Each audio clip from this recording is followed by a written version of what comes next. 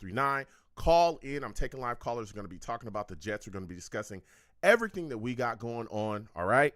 So join your boy. Salutes to everybody. I hope everyone's having a good time. Give me 1 second. We're going to connect the audio and get right to it. Hold on a second, folks.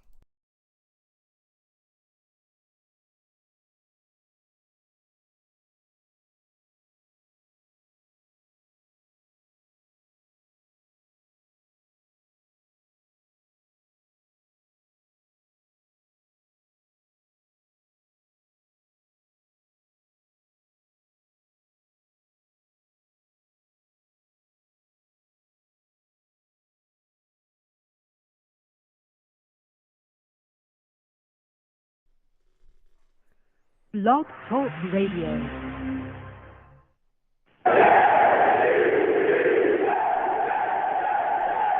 What's going on, folks? It's your boy Long Beach Joe, and I am back at it, back at it, back at it again. I'm back at it again, man. Listen, we have so much to discuss. There's a lot of things moving and shaking right now with the New York Jets. We got Plexico Burress disrespecting the Jets. You know, he had to take a shot there. I mean, you know, it is what it is, man. Boo that man, okay? We also have reports as well that were swirling about the New York Jets trying to replace Nathaniel Hackett. We're going to be discussing that. Also, the Jets are going to be they're going to be playing the San Francisco 49ers to start the season, to open the season. And they're going to be playing at the Niners' house on Monday Night Football.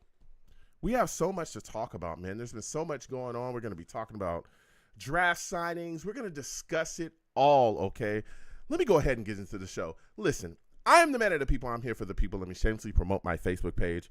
Everyone go on Facebook, search The Long Beach Joe Show. Like that page. My content's up there. Go ahead and give it a listen. Message me. I'll message you right back. I love going back and forth with you folks about this football team. Also, leave me some feedback. I like hearing about what you folks think I do here on The Long Beach Joe Show. I'm also on iTunes for those of you that don't know, okay? Going over to iTunes, type in The Long Beach Joe Show, subscribe to the podcast over there, and leave your boy a 5-star rating, man. You know, let me know how you feel. Leave me some feedback as well. I want to thank and appreciate everybody that does that, okay? Also, I'm on, as everyone knows, Blog Talk. Michael in the chat salutes to him. He says, Blog Talk sucks. It does suck. Blog Talk sucks. But, you know, here we are. We're also on Blog Talk Radio as well. You know, Long Beach Joe Show on Blog Talk Radio too. And again, I want to thank everybody that, you know, listens to your boy from overseas, everybody that hits me up talking about how they listen to the podcast from over there. I truly appreciate y'all. All the people in Germany and Ireland. There's people in the UK. It's wild. Australia, wild. I want to show y'all love and tell every last one of you that I appreciate you, and I want to thank you for listening to your boy, wherever you're listening to me from. But again, my overseas folks, I really, really appreciate y'all because you folks are way away from me. Like, y'all are far away from me. It's always amazing to hear people so far away from me talk about how, you know, they listen to me and they go back and forth and we have great discussions about the Jets. Sometimes we have arguments. And you know where I host those arguments? On social media. Yeah, your boy argues on social media quite a bit. I don't want to, but it's what people want to do. So, you know, I'm here to give the people what they want. You know what I'm saying? Go on over to Twitter, type in at The Long Beach Joe, at The Long Beach Joe on Twitter. All right, follow your boy. I'll follow you right back. Let's go back and forth and have a good time on that. All right. So I'll go back and forth as well. And it's for those of you that do not know, the show is live. Okay. You guys didn't know that the show is live. This show is live streamed through YouTube. Okay. Come on over to YouTube, type in Long Beach Joe Jets, Long Beach Joe Jets on YouTube. Subscribe to the channel, okay? Give the videos a thumbs up. And also when you subscribe, hit that notification bell so when I post content, you will be in the know. Now, keep in mind, okay, when you come over here and, you know, when you check out the live stream and we're going back and forth and we're having a lot of fun and we're talking about the Jets and we're having a discussion about so much, just keep in mind that you're going to get in close proximity and in touch with a couple people that I like to call the Savages. That's my chat, okay? You want to know why I call my chat the Savages? Because they're savage. Savage! Listen, man, they don't give a crap about anything, okay? You know, they try to remain respectful, all right? But for the most part, if they don't like your take, if they don't like what you're bringing to the table, if they don't like what you're saying, they're going to let you know that, okay? They're going to get after you. And trust me, nobody's safe. Not even me. I'm not even safe. If they don't like my take, they let it be known, okay? And they will maul you, all right? So salutes to all the savages in the chat, wherever you're watching me from. Michael, salutes to you. Badger Den, salutes to you. Salutes to everybody, okay? And I want to thank y'all for checking me out wherever you're checking me out from, okay? So with all that said, it's time to get into it, man. We've got so much to discuss. First, we're going to start off with Plaxico Burress, okay? Plaxico Burress had quite a bit to say about the New York Jets and where he felt that they stood in the AFC East. And I want you folks to hear this, okay? Because he said some things, and one of the things that highlighted, okay, really was highlighted to me was he says, with or without Aaron Rodgers, that the Jets will not win the AFC East. So I want you folks to hear this. Take a listen to this, all right? You said something I think is very important. I'm going to ask you to say it again just 30 seconds ago. That keep Kansas City aside, you just made the argument the Jets have the best roster in football. No, I didn't say they had the best roster. Did he not say that? He did not say that. That's not what I said He at all. did not say Did that. you just say anything that I was just saying? Yeah, That's what he said with the last segment. I listened. He's I here love to it. say what he Right. wants to He say. said, I'm going to make you say it again. Yeah, You said 30 I seconds did ago. not say that at all. You asked me about the New York Jets Right. and their offense and their roster. Yeah. They do not have the best roster in all of But it football. sounded like you just said that. Second best. Second best. That's what I Offense, said. second best offense. Second place is the first loser. Get it together. They sorry. don't have the best offense in football. It sounded like you said they might have I the did best not. offense in football. Wow. You Timmy, can't even hear. you have to believe. No, Am I speaking English? You speak English. Okay. To me, you are. Okay. Huh? I heard you. Okay. Are you sure? I'm positive. He I didn't heard say the what best.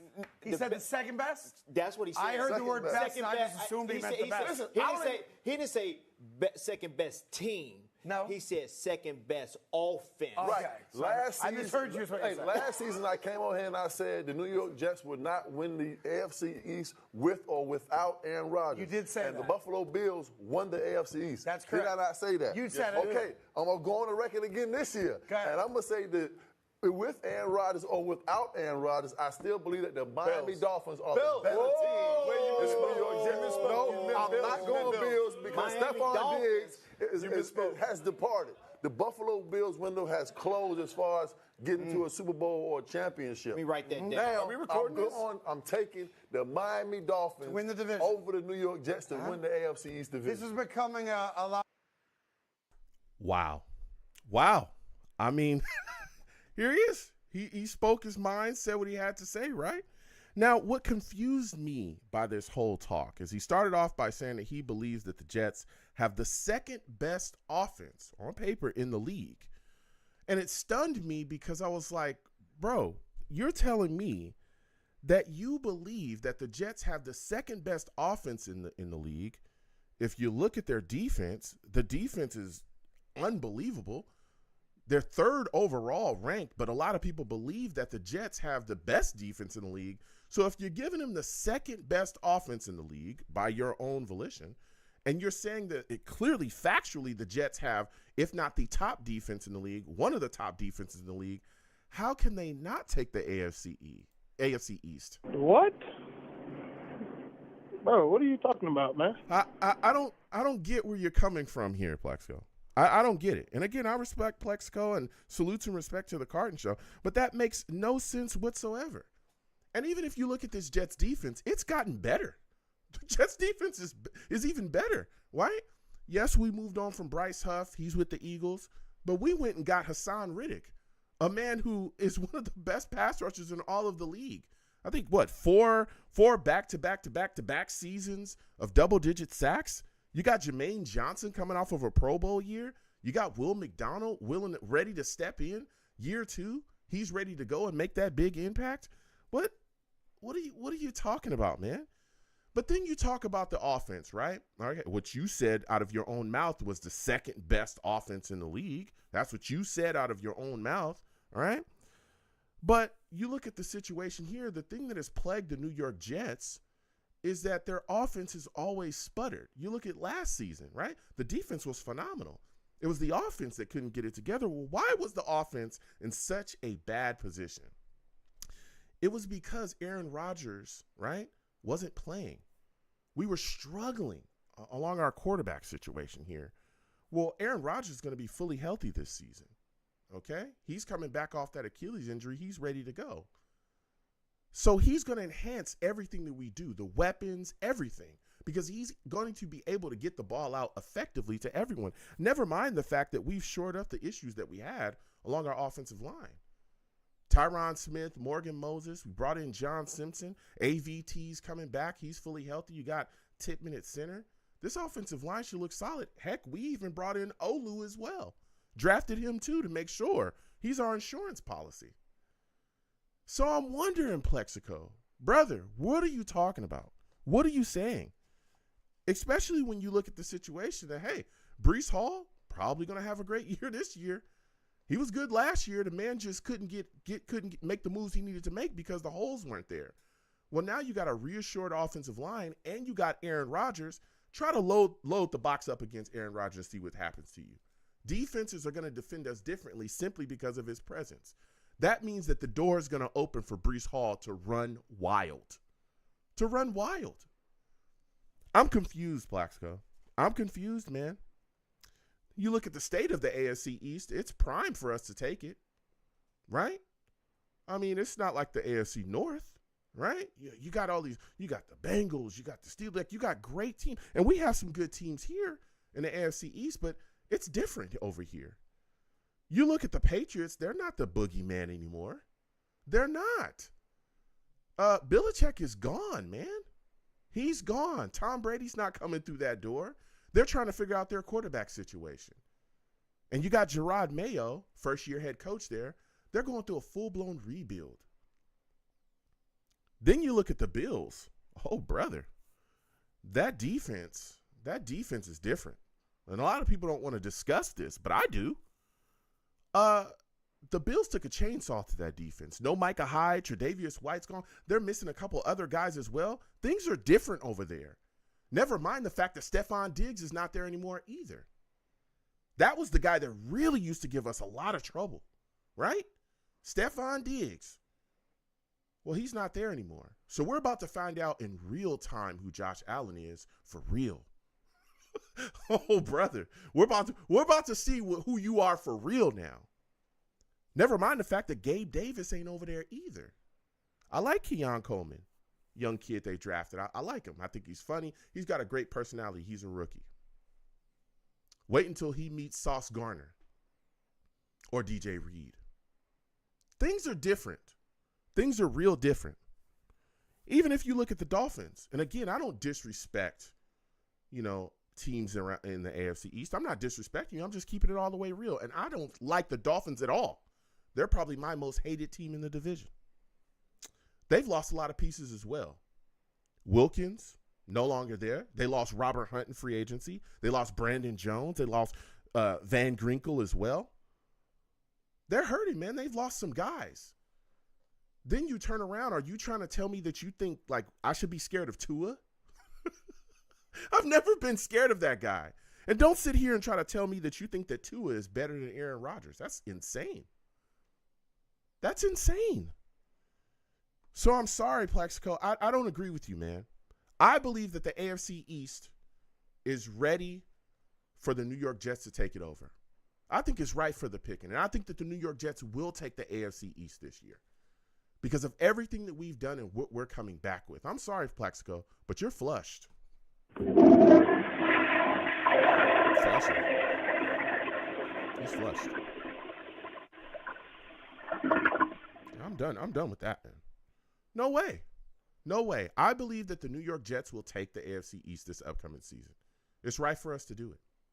We're also going to be talking about the New York Jets, according to reports from Connor Hughes. Okay, Connor Hughes said this. Viable source.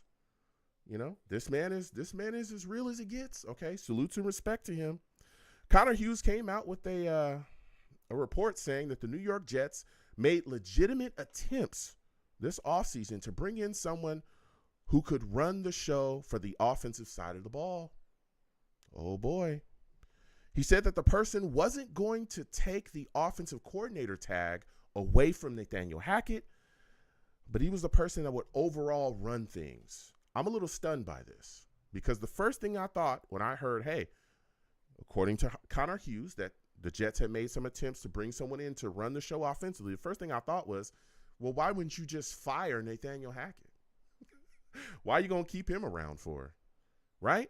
And I know a lot of Jets fans started talking to me and they said, Joe, well, you know, he was in a similar role with the Packers and, you know, he would do the red zone stuff. And I knew that. You know, he would work in a red zone package. He would do a lot of different things with the offense. But, you know, Matt LaFleur, the Packers head coach, you know, he was kind of the overall guy calling the shots. But that's not how the Jets are built here. Robert Saleh is not an offensive guy. A lot of people try to say the CEO, head coach tag. Let's be serious. He works on the defense. Okay? I'm sure, you know, he puts his ideas in here and there, but it's tough, okay, to do that. He's more of a defensive guy. So here we are where Nathaniel Hackett's our offensive coordinator here. We're not built like the Packers. So if you're bringing somebody in that's going to take over, well, then fire Nathaniel Hackett. But then I thought to myself, wait a minute. If you fire Nathaniel Hackett, Aaron Rodgers probably would have walked out that door because that was one of the things that I talked about towards the end of the season when everybody that called in, and respects to everybody, again, we'll get to the callers in just a second, okay? Lines is hot. I see y'all. Steve, Rusty, okay, 848. I'll be coming to new callers. I will come to you in just a second. Trust me. I'm moving along quickly, okay? And again, 515-602-9639 is the number to call in. When you call in, be patient. We get to everybody. So the first thing I was thinking was, well, you know, you move on from him. Aaron Rodgers probably gone. I talked about that when people were calling in and saying, hey, we should fire everybody because everybody was so displeased with the way that the season ended, right? So here's the deal, man. I look at this situation and I say to myself, the Jets clearly didn't make the move. This is going to be a season where we're going to lean on Aaron Rodgers. Let's be serious. We all know that. We've seen Nathaniel Hackett without Aaron Rodgers. We've seen it. And it's suspect. We've seen him struggle to adjust during games.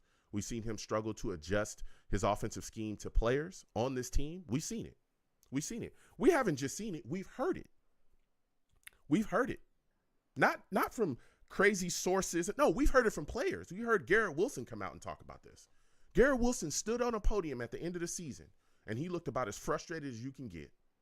And he literally sat there and railed off about how the New York Jets offense failed to often adjust, and that he would watch other teams on the field adjust to what the Jets defense is doing, but we couldn't adjust to what the other team's defenses were doing, and that was ridiculous. He also called it the worst year he's had offensively, and he still had over 1,000 yards and brought a lot of great things to the New York Jets team in the game, right?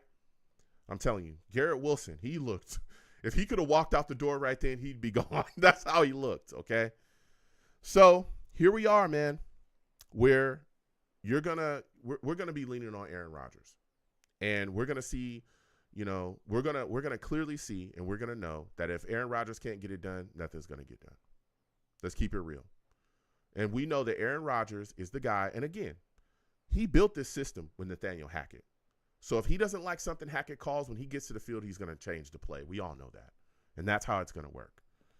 But it's just very interesting to hear that the New York Jets were looking to replace him. That tells you that within that building, they don't trust him. I'm just keeping it real. I'm going to hear from y'all again, 515-602-9639. Also, quickly, the Jets will open the season. They will start the season on the road Monday night against the 49ers at the 49ers house, Levi Stadium. This has been put out there. This is going to test the Jets on every level. Coaching, hey, can you get them focused, Sella? Can you get them prepared? Can you get them ready? The lights is going to be bright, baby. They're going to be bright. Everybody talks about Super Bowl run and playoff time and it's Super Bowl or bust. Well, guess what? This is one of the teams that you're going to have to meet there because they're looking like they're prepared to make another run as well. They're a team that's in the run to make a deep playoff run and to be talked about as being a potential team in the Super Bowl too. And you're going to be tested.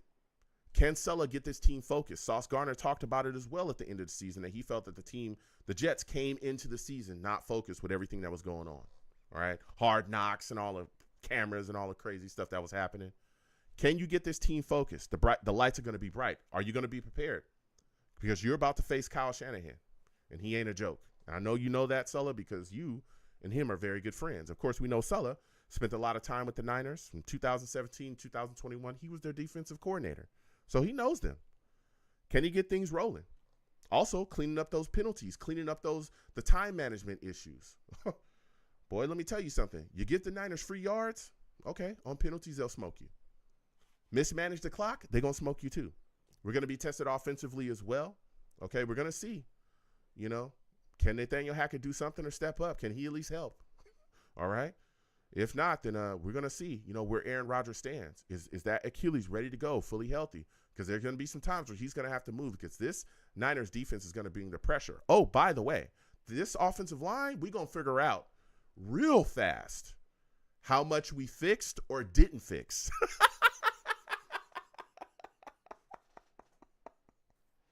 We're going to figure it out, okay? Morgan Moses, Tyron Smith. We're going to see if you can block. Because Joey Bosa and Hargroves and all those guys they got over there, okay? I watched the Niners. They got a lot of guys that can bring the pressure. All right? So we're going to see. We're also going to see about this defense too. Is the pass rush real? We're going to see. Because if you can't get to Purdy,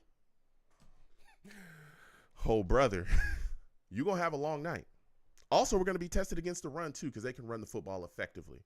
And not just with McCaffrey. They have other guys, too, that they can hand the rock to that can get some yards and get rolling. So we're going to be discussing that again. 515-602-9639. 515-602-9639 is the number. Call in. The Jets have also signed a bunch of the rookies, right? Olu has signed. Good stuff, man. 4 years, $20.5 million, fully guaranteed. He's also got a fifth-year option. Braylon Allen, Jordan Travis, Isaiah Davis, Quantez Diggers, Jalen Key also signed as well. The only one to this point, okay, and maybe he signs during the show, that is not signed is Malachi Corley, but hopefully they get that done. Again, Aaron Rodgers is going to be fully ready to go. No restrictions for OTAs, which starts on May 20th, I believe. All right. And the New York Jets have also made some changes with their athletic care and performance department, okay? Brad DeWeese, all right, he's the director of high performance. He is gone. Robert Salzman as well is gone. He was the assistant director of high performance. And Matt Sams, he's also gone too, the director of sports science. So hopefully the New York Jets can figure out a way to clean up the situation because we know we've dealt with quite a bit of injuries too. Let's figure it out. All right. So we're going to have the discussion again. 515-602-9639. 515-602-9639 is the number. Call in. I am taking all callers. Again, when you call in, please be patient, okay? We get to everybody. It's a 2-hour show. Trust me, all right? Also, make sure your phone lines are good. For my new callers, the only thing I do not allow on my show is cursing. Do not call into my show cursing because I will get you out of here fast. I'm talking fast, man. Faster than we got Adam Gase out of here. That was fast, man. Faster than the New York Jets tried to replace Nathaniel Hackett. Whoo, that was fast, man.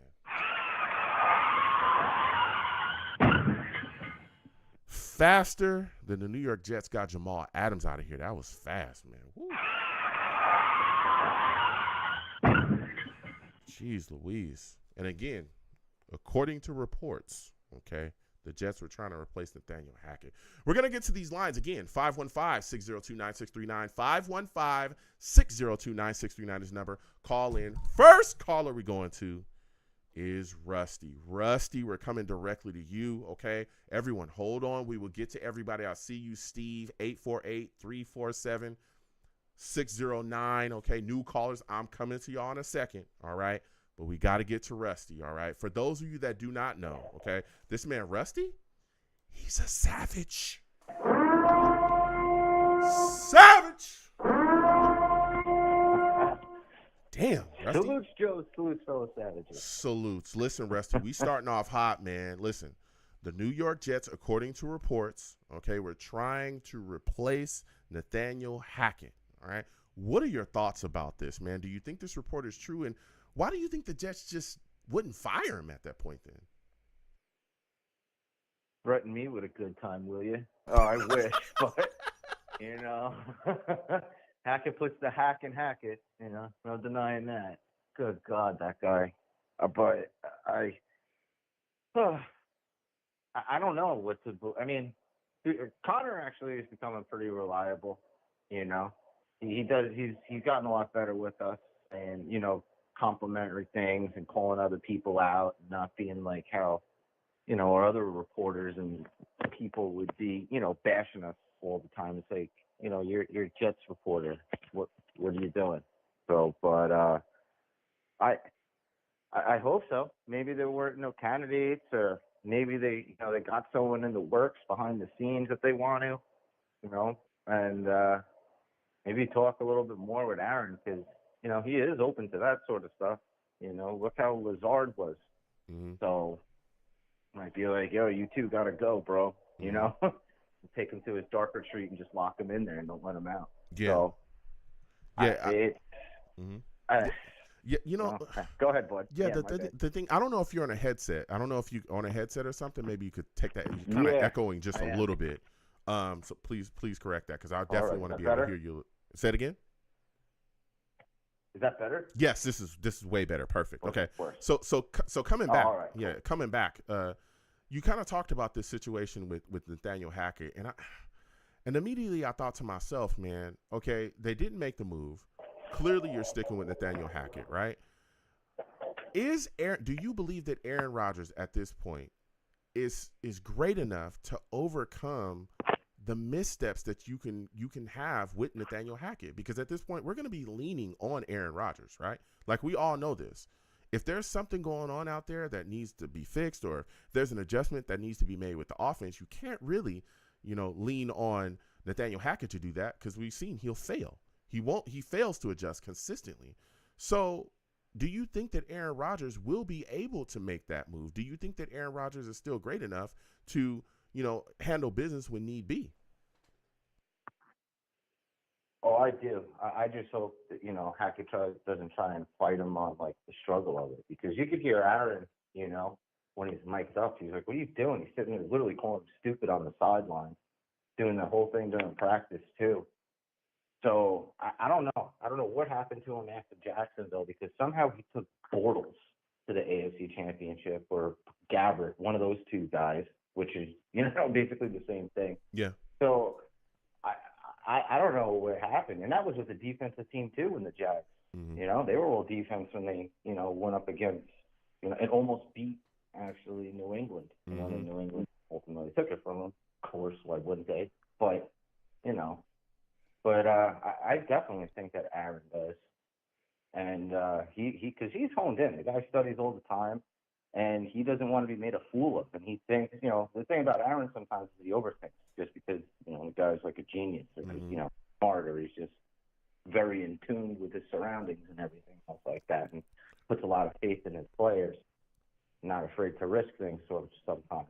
But overall, I think that he's probably going to wind up, in a sense, being our offensive coordinator. It's going to be, and keep Hackett on those short leash, whatever. Yeah, he is a leash. He just sucks the blood out of everybody. But keeping him on a short leash is but the guy does know how to. Yeah, keeping him on that short leash it's going to be extremely important again this upcoming season. And again, we know that Aaron Rodgers and Nathaniel Hackett have definitely been, it's a collaborative effort to build this offense and build this offensive system. We know that. But we've seen that without Aaron Rodgers, Nathaniel Hackett struggles mightily, okay? Now with Aaron Rodgers he can helping this adjust, season. just like you were saying before. Exactly. But this upcoming season, we're going to see. He can draw up a game plan, but he can't adjust. Yep, we're going to see, Aaron Rodgers get his chance to really go out there and clean up some things as well, like we know. So give me your thoughts, man. Plaxico Burress saying that the New York Jets won't win the AFC East. What are your thoughts on that, quickly? I mean, for how he went about it, he literally shot himself in the foot again. All puns included, like he's in the club dancing, talking reckless jargon, just burst himself, It's happened before, I think, maybe. I don't know, little chitty chitty bang bang in his foot, popping and stopping. But he really did sitting there. How is he going? And then what? He's putting all the faith in vegetable aisle Tua. That guy's one hit away from literally not working in the vegetable, but being collected as vegetables in the aisle. And in Miami, the Dolphins, they still can't. They didn't beat a team that was over 500. I think they did one, and the team, and it was barely. So yeah, that's just.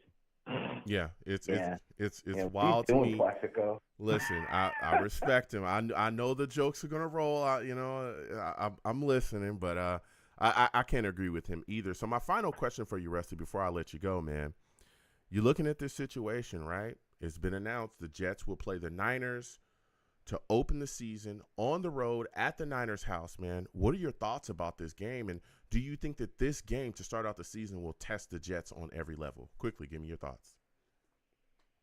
Absolutely, and it should. And I'm happy that we did it, with our first game, because that's our farthest game away, right?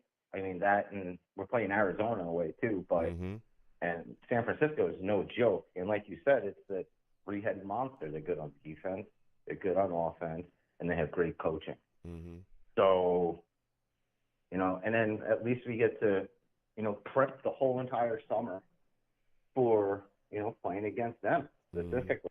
And, we know our divisions and stuff like that. That'll come, but we just got to stay healthy, man. That's the big thing. And I think Chuck Clark, he's going to be a huge component if he can stay healthy too. He's very underrated. I mean, him in Baltimore, I compare it to Reed. Like, how did you not see how great this guy was? Yeah. So they're going to find out. Yeah. Listen, Rusty, so I want to thank hopefully you. Make that game not so pretty. Yeah, we're going to see, man. It's going to be a test. Listen, Rusty, I got to slide off. Thank you for calling in. Next time I have a show, I want to hear from you, all right? Absolutely, Joe. Salute to you. Salute to fellow Savages. Sorry about my headphones. And, let's go, Jets. Salute. Have a good one. Again, when you call in, okay, I know everybody has a different setup, a lot of different things going on. Please come off the headset. It can cause some issues, all right? I don't want people to echo, because if I can't hear you clearly, the audience can't hear you either, and we want to hear your takes, all right? We want to hear your takes. Again, call in 515-602-9639, 515-602-9639 is the number. Call in. I am taking callers. Next caller. We're going to Mike. We're going to Mike from Tom's River, Steve, Maxwell, Tommy, new callers as well. I'll be coming to you in a second, but we got to get to Mike from Tom's River. He's calling in, man, and I know he's got some takes. Salutes to you, Mike. For those of you that do not know Mike, he's a savage. Savage! Listen, Mike's got some takes. Listen, Mike, salutes. I want to thank you for calling in tonight. We're talking that talk, man. A lot of things swirling, a lot of things moving and shaking right now surrounding the New York Jets. There's a report coming out from Connor Hughes saying that the Jets attempted to replace Nathaniel Hackett. What are your thoughts on this, man? I wouldn't blame him, because we were historically the worst offense in NFL history last year. I mean, he can't make no adjustments, Yeah. And what say something happens to Aaron Rodgers again, we're done. Yeah. No, yeah. I'm looking at that as well, man, and I'm saying to myself, with Aaron Rodgers on the field, right, which is going to be great for the New York Jets this upcoming season. If he can stay healthy, things will look smooth for us. But like you said, if something happens, maybe he misses a game, and I'm knocking on wood, I don't want to see that happen. He missed some game or a couple games. Depending on Nathaniel Hackett to be able to draw up a game plan and adjust the game plan in real time to a team, an opposing NFL defense, you can't trust that, because we've seen him struggle doing those things. So keeping Aaron Rodgers upright and healthy is going to be huge for us. But I also want to go here with you, Mike. I look at Aaron Rodgers, man, and I'm thinking to myself, he's coming off the Achilles injury, right? He's 40. Do you think that the New York Jets will kind of drastically change the way that they call games as far as offensive-wise? Do you think that the Jets will start to lean more on the running game because Aaron Rodgers is up in age, right? You don't want him throwing for 20, 30 times a game, right? That's true. That's true because I think with all offensive line, I think Brees Hall is going to have 2,000 yards this year. Ooh. I mean, talk about it. I want to hear you it. know? Talk about it. I can see him going like 1,500 yards rushing, 500 receiving. I Mm. mean, I can see him just hitting like 80 yards. Boom, boom. I can't wait. And 49ers will be a good test, you know?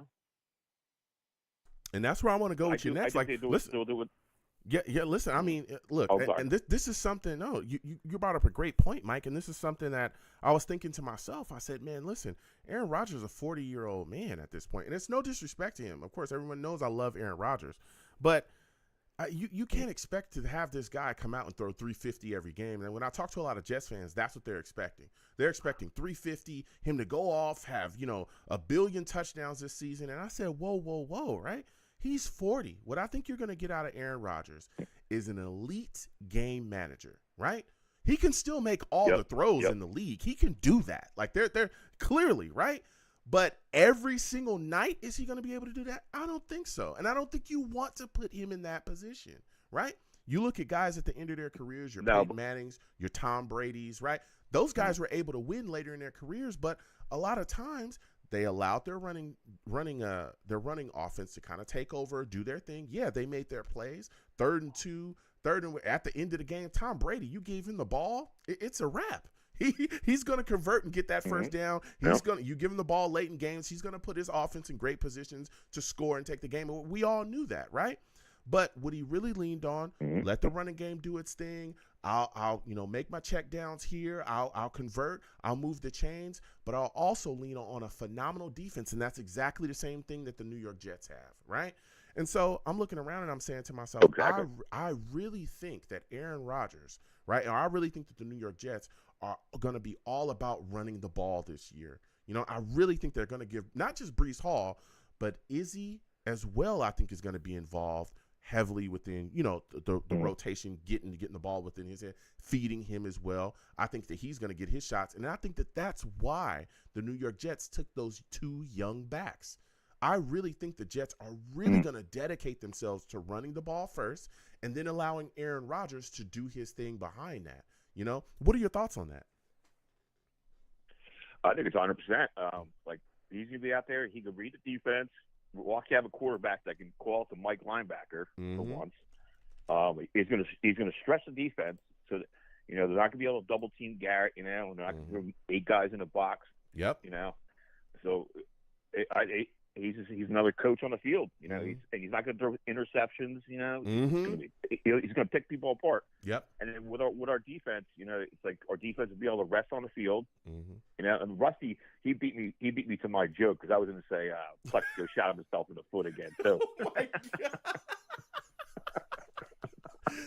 Man, you guys are, come on, here we go, man. Here we go. I knew that this was coming. I knew it was coming. I let Jets fans, say what they, as long as you don't curse. But I knew that was coming. I knew that once Plexico, said what he had to say, it was going to be a lot of pow-pow jokes. You know what I'm saying? But it is what it is. I'm here for it. He tried to talk crazy about the New York Jets, so have your fun. But you started to talk about – go ahead. Go ahead. Did you see Aaron Rodgers was on Tucker Carlson? You did an interview with him? No. Well, was he talking football? Or he had a lot of things to say about that? Oh yeah, he was talking football. They were talking about the mandates in the NFL. A bunch of stuff. You got to check it out. All the clips are on X. Yeah, on X. You can see it on X. Yeah, I'll definitely check that out. But another thing as well that was put up on social media too, as well on X. I always call it Twitter. Still, I think I'm going to continue to do that.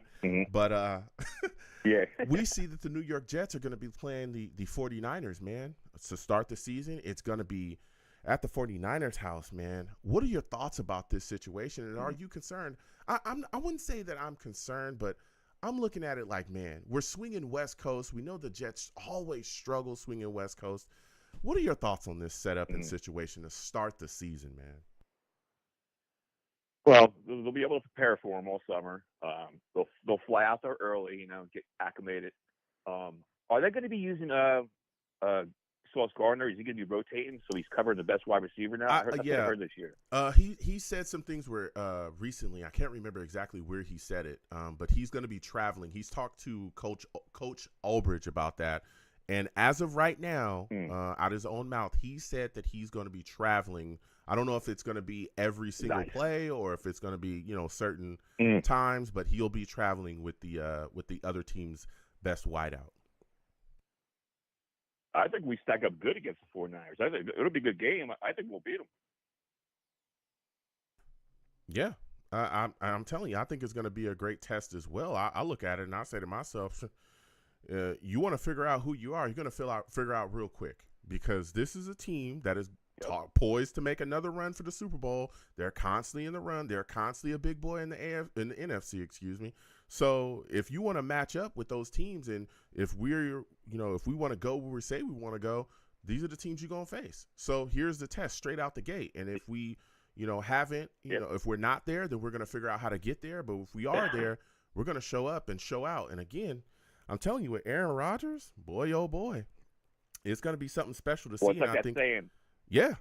But the thing to me, the matchup that I really want to see the most, just starting out, is, hey, where's the Jets' offensive line? I want to see if Tyron Smith, Morgan Moses in his front is going to be able to deal with the Niners' defensive front. What are your thoughts on that? Yeah, I was going to say, it's like when you're getting off the bus, you get all the big guys coming off the offensive line, coming off first the bully ball, Mm-hmm. Yeah. It's just a tell. I think they're going to do really good. Really good. Yeah. Listen, Mike, I can't wait. I got to slide off. Next time I have a show, I want to hear from you, all right? Yeah, no problem. Absolutely. Listen, we're going to keep moving, all right? 515-602-9639. Again, 515-602-9639 is the number. Call in. I am taking all callers. Listen, all right? Please give the stream a thumbs up, okay? Subscribe to the channel if you haven't already. Share the content across your social media with your friends and your family. Also, when you hit that subscribe button, hit that notification bell so when I post content, you folks will be in the know, okay? And I want to thank everybody for watching. I appreciate you. Also, new callers, when you call in, again, please be patient. We get to everybody, all right? And the only thing I do not allow on my show is cursing. Don't call into my show cursing. I'll get you out of here fast. I'm talking fast, okay? Faster than we got Elijah Moore out of here. That was fast.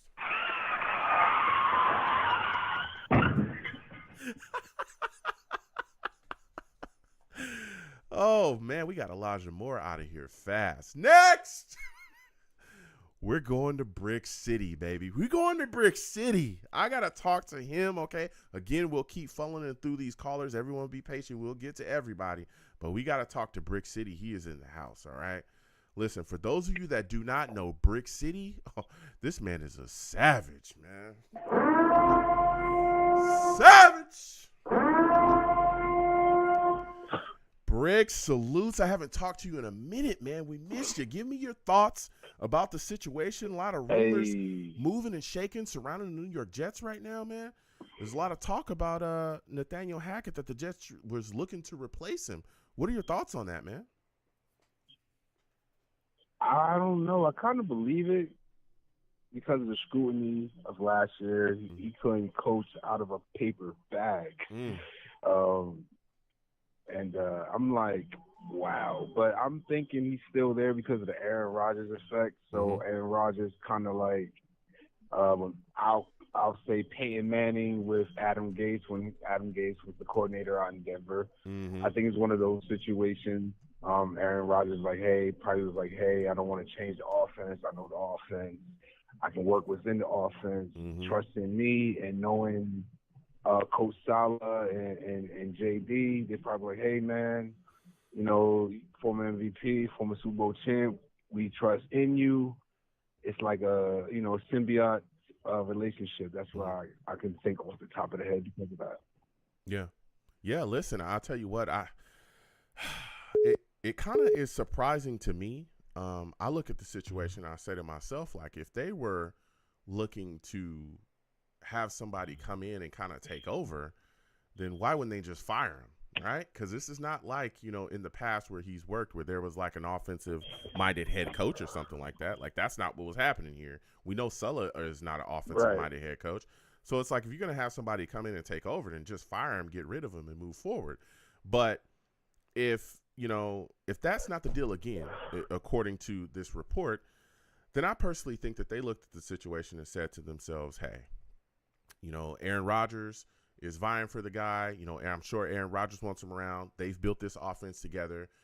Aaron Rodgers is going to be fully healthy this season. That's the expectation. They'll figure it out. Everything will work because we all know that Aaron Rodgers is kind of the ipso facto offensive coordinator at this point. And that's my next question for you, I man. mean, they better figure it out. Yeah, that's my next question for you, man. They better figure it out because go ahead. Monday Night Football, Mm-hmm. first Monday Night Football of the season, back to back.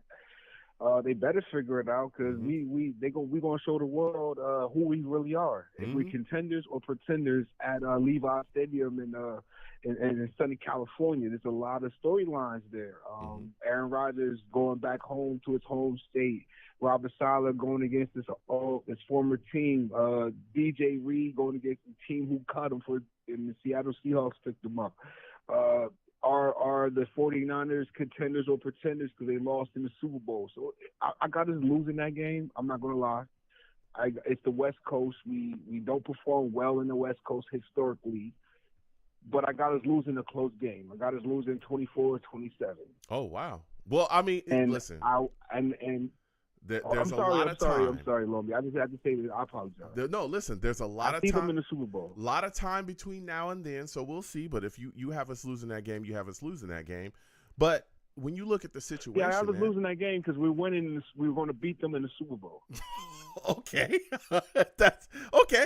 That's your setup. That's why I said that. That's why I said that. Yeah. I respect that, but again, I got us losing the opener. Everybody's hating on us. Everybody's going to talk down on us. Everybody's going to belittle us. Yada yada yada.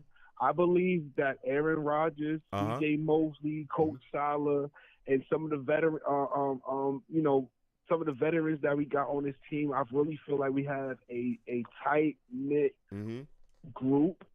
And, of course, we deserved the scrutiny last year. We didn't get a backup quarterback. JD didn't solidify the offensive line. We gambled. We could have had the protection last year. It backfired on us. We got it correct this year. We got rid of the cancers of the locker room, per se. I really feel like this year is going to be special.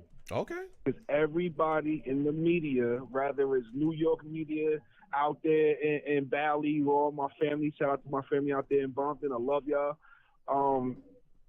Everybody's downing us, and that is a good thing. It's a great thing. Let's keep the low radar to a certain extent. Okay. Let's everybody hate us and get the hype out the way.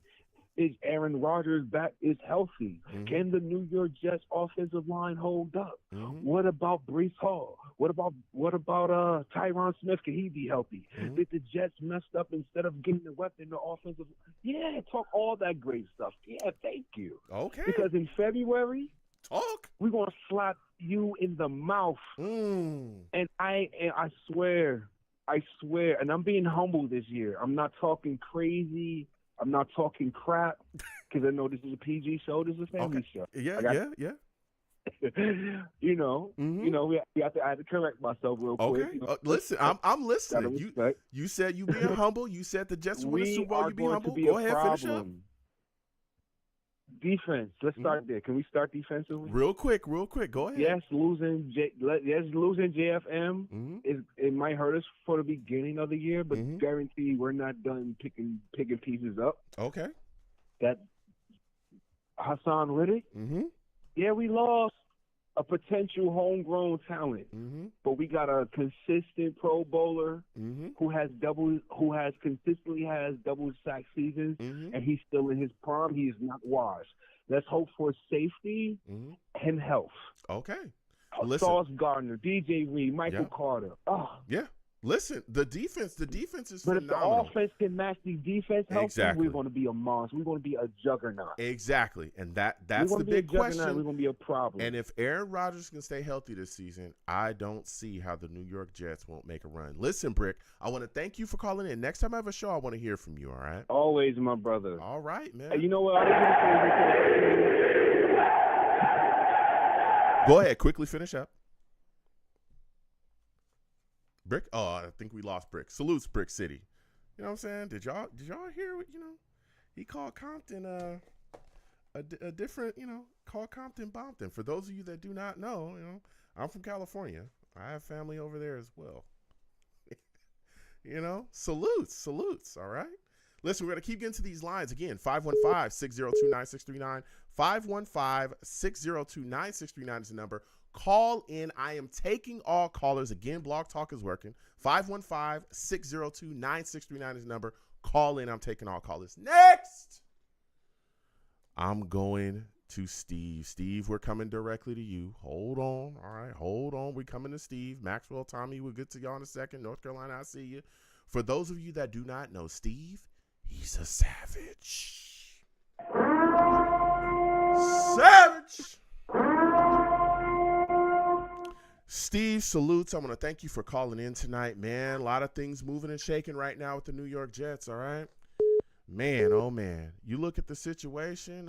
You got Nathaniel Hackett talked about being replaced by Connor Hughes. He says the Jets went out and looked for his replacement. What are your thoughts on that, man? Well, hey, first of all, Joe, thank you so much for having me on your show again tonight. It's always great talking with you, about this football team, seeing where the team is. Listen, I don't know if it was a rumor or anything. I mean, I don't know if Connor Hughes was trying to get attention, but I knew that Nathaniel Hackett was going to be staying another season with us because, listen, Aaron Rodgers wasn't on this team. Nathaniel Hackett would not be here. Yeah, that's a fact. That's a fact, Steve. That's a fact, and I've been talking about that all night. I think if these rumors are true, right, or if this report is true, by Connor Hughes, the fact that Aaron Rodgers is here is the sole reason why Nathaniel Hackett was brought back, because I think that they would have fired him. That's it. Honestly, and there's a lot of people calling in last season that wanted to see the whole staff get fired, from Joe Douglas to everybody else. If Aaron Rodgers, right, was willing to stay, I think Woody Johnson might have pulled that plug. But because, hey, if you get rid of all those guys, Aaron Rodgers walks out the door, there goes your Super Bowl. That window's immediately closed while he's out of there. I think that, hey, they're all back, the gang's back, and they're doing their thing this upcoming year. And again, I think that's why Nathaniel Hackett is here. But that brings up another question in my mind, Steve, and I want to ask you, do you believe that Aaron Rodgers is great enough, right? Great enough at this point in his career to cover up for Nathaniel Hackett and his missteps as an offensive coordinator? Well, listen, when you looked at what happened the last couple of years, when Nathaniel Hackett was in Green Bay with Aaron Rodgers, when Nathaniel Hackett was in Green Bay with Aaron Rodgers, him and Aaron Rodgers had a connection with each other. And remember, there were at times, like where Green Bay was one of the top teams in football when Nathaniel Hackett was the offensive coordinator. And he was great as an offensive coordinator when he was in Green Bay with Aaron. And and anybody remembers, another one of the reasons why Aaron Rodgers also came to the Jets was because he also believed in working with Nathaniel Hackett again. Now, listen, I know last year there were times where the offense didn't produce a lot. I mean, listen, because obviously not only with Aaron Rodgers getting hurt, but remember, we had like 7, 8, 9 different starting offensive linemen last year. That was another one of the big issues, and that was one of the things that Joe Douglas needed to address. I was the one that even said after when the season was over, going into 2024, we had to address the offensive line. We also had to get another weapon besides Garrett Wilson. We went out and got Mike Williams. Heck, we even got Mekhi Corley in the third round of the draft, which is going to be another, which obviously is going to be another great addition. Obviously, drafting of Olu Fonatani, the offensive lineman from Penn State, was a really good move. Mm-hmm. Yep. It's gonna take me for a while to pronounce his name, unfortunately. Because listen, when I see a weird name, I'm not gonna pronounce it very well. But listen. The Joe Douglas has done his job of making sure that we get this team ready to go. But now it's on Coach Saleh and his coaching staff on how he needs to get this team ready to go for the upcoming season. Yeah. I'll tell you what, man. Look, I mean, Coach Sulla, to me, and Albridge, they've done a phenomenal job. This defense is not an issue, and it hasn't been an issue, I think, since like his second year, I think, is when the defense really took a step forward. They got C.J. Mosley back, got some players in here, DJ Reed, and those guys. The defense has been phenomenal. It's been the offensive side of the ball that has, notoriously stunk it up. Okay, Ever since you drafted Zach Wilson, things just did not work. And then you look at last season, after Aaron Rodgers went down, it fell off of a cliff. So there's a lot of pressure on that offensive side of the ball, and Hackett's got to step up. And if again, Hackett, we all know, I don't know if we can trust him at all. If Aaron Rodgers stays healthy and upright, then it's going to be on Aaron Rodgers, to definitely have this offense ready to roll and getting it going. Because again, I believe he's kind of our ipso facto offensive coordinator. Now, as we continue to talk about this team, right, and we continue to have this discussion, Steve, we're playing the 49ers Monday night. Okay, we're opening with them at the Niners house. What are your thoughts on that, man? So,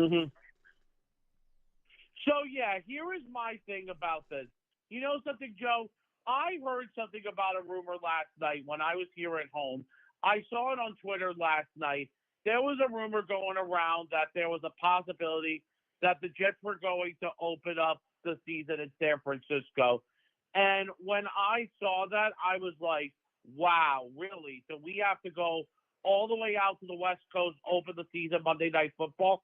And there is a reason why we're opening the season on Monday Night Football again, because Aaron Rodgers is one of the main reasons why.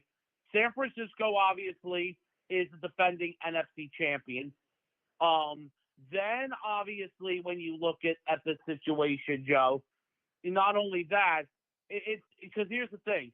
A lot of people are thinking that the Jets this year are going to be a major contender this year because of what they've done with this team, what they've done with this roster, and especially with the fact that, because obviously you spoke about it earlier in the show, about the other three teams in our division, and we'll see what happens with them this year. But the thing was, Joe, I just had that gut feeling that we were going to honestly open up in San Francisco. And when I saw that earlier this morning when I was at work, when I saw we were opening up with San Francisco, I even said to myself, I knew it. But then this is the other thing that drives me a little bit nuts. Fans are already predicting that we're going to lose that game. We're going to open the season 0-1 because, we're playing against the defending NFC champions in their stadium, and a lot of people don't think it's going to be a good matchup. But let me tell you something. Listen, I'm not saying we're going to win or lose that game right now because, listen, we're in the middle of May. But when you look at some of these stars that the Jets have and San Francisco has, look at this. Quarterback, Aaron Rodgers versus Brock Purdy. Running back, Breece Hall versus Christian McCaffrey. Wide receivers, Mike Williams, Garrett Wilson versus Deebo Samuel and Brandon Ayuk. Tight end, Tyler Conklin versus George Kittle. The Jets defense, Robert Saleh, going back to the team that he used to be the defensive coordinator for. Like, Robert Saleh was the main reason why where San Francisco defense is today. Robert Saleh is the reason why where San Francisco's defense is today, and he brought that to the Jets as well. Hey, listen, there could be a possibility that could be a low-scoring game because of how good those defenses are. But listen, we're in the middle of May right now. We haven't even got on the NFL vacation yet. We haven't even got to training camp. We haven't even got to preseason yet. Everyone needs to calm down. I mean, chill. Listen, I'll tell you what. There's a lot of Jets fans screaming Super Bowl or bust. Jets better win a Super Bowl. I don't know how y'all. I don't understand how you guys think we're gonna tiptoe to a Super Bowl. That ain't how it works. You gonna face the high-powered of the high-powered teams in the NFL. That's how it goes, all right? There's a reason why the Niners are constantly making that march and being in that Super Bowl talk and making those runs in the playoffs. Like, there's a reason why, because they're a strong football team, and there's a likelihood they're going to be there this upcoming season as well. So if you want to go and you want to win, you want to get that ring, the road there could lead through them. Finish up quickly, Steve. I'll give you the last word. Joe, listen, there is one thing I do like about going up against this team, going up against San Francisco early. Mm-hmm. We get to play the 49ers the first week of the season, Mm-hmm. and we get it out of the way. Yeah. Because think about it. What if, let's say, if we were fighting for a playoff spot right now, Mm-hmm. and we had to play San Francisco towards the end of the season? Listen. Think about that. Listen. Think about that really good, Joe. Listen. If you really think about that, I think, Joe, playing San Francisco to start off the year is totally fine with me. Yeah. Because listen, we go to San Francisco, we get that done out of the way, whether we start the season 1-0 or 0-1. Yeah. Listen, Steve, I want to thank you for calling in. Next time I have a show, I want to hear from you, all right, man? Steve, what a great call, man. Whoa. We're going to keep moving and shaking, all right? Lines are hot. We're going to get to everybody. North Carolina, I see you. Jeremy, I see you as well. We'll be coming to you shortly. But I got to get a Maxwell quickly. Maxwell, we got to talk to him really quickly, all right? For those of you that do not know Maxwell, he's a savage. Savage. Maxwell salutes. Welcome to the show. Listen, I want to talk to you this week. No cursing. Okay, don't curse on my show. I don't want to have to get you out. Can't wait.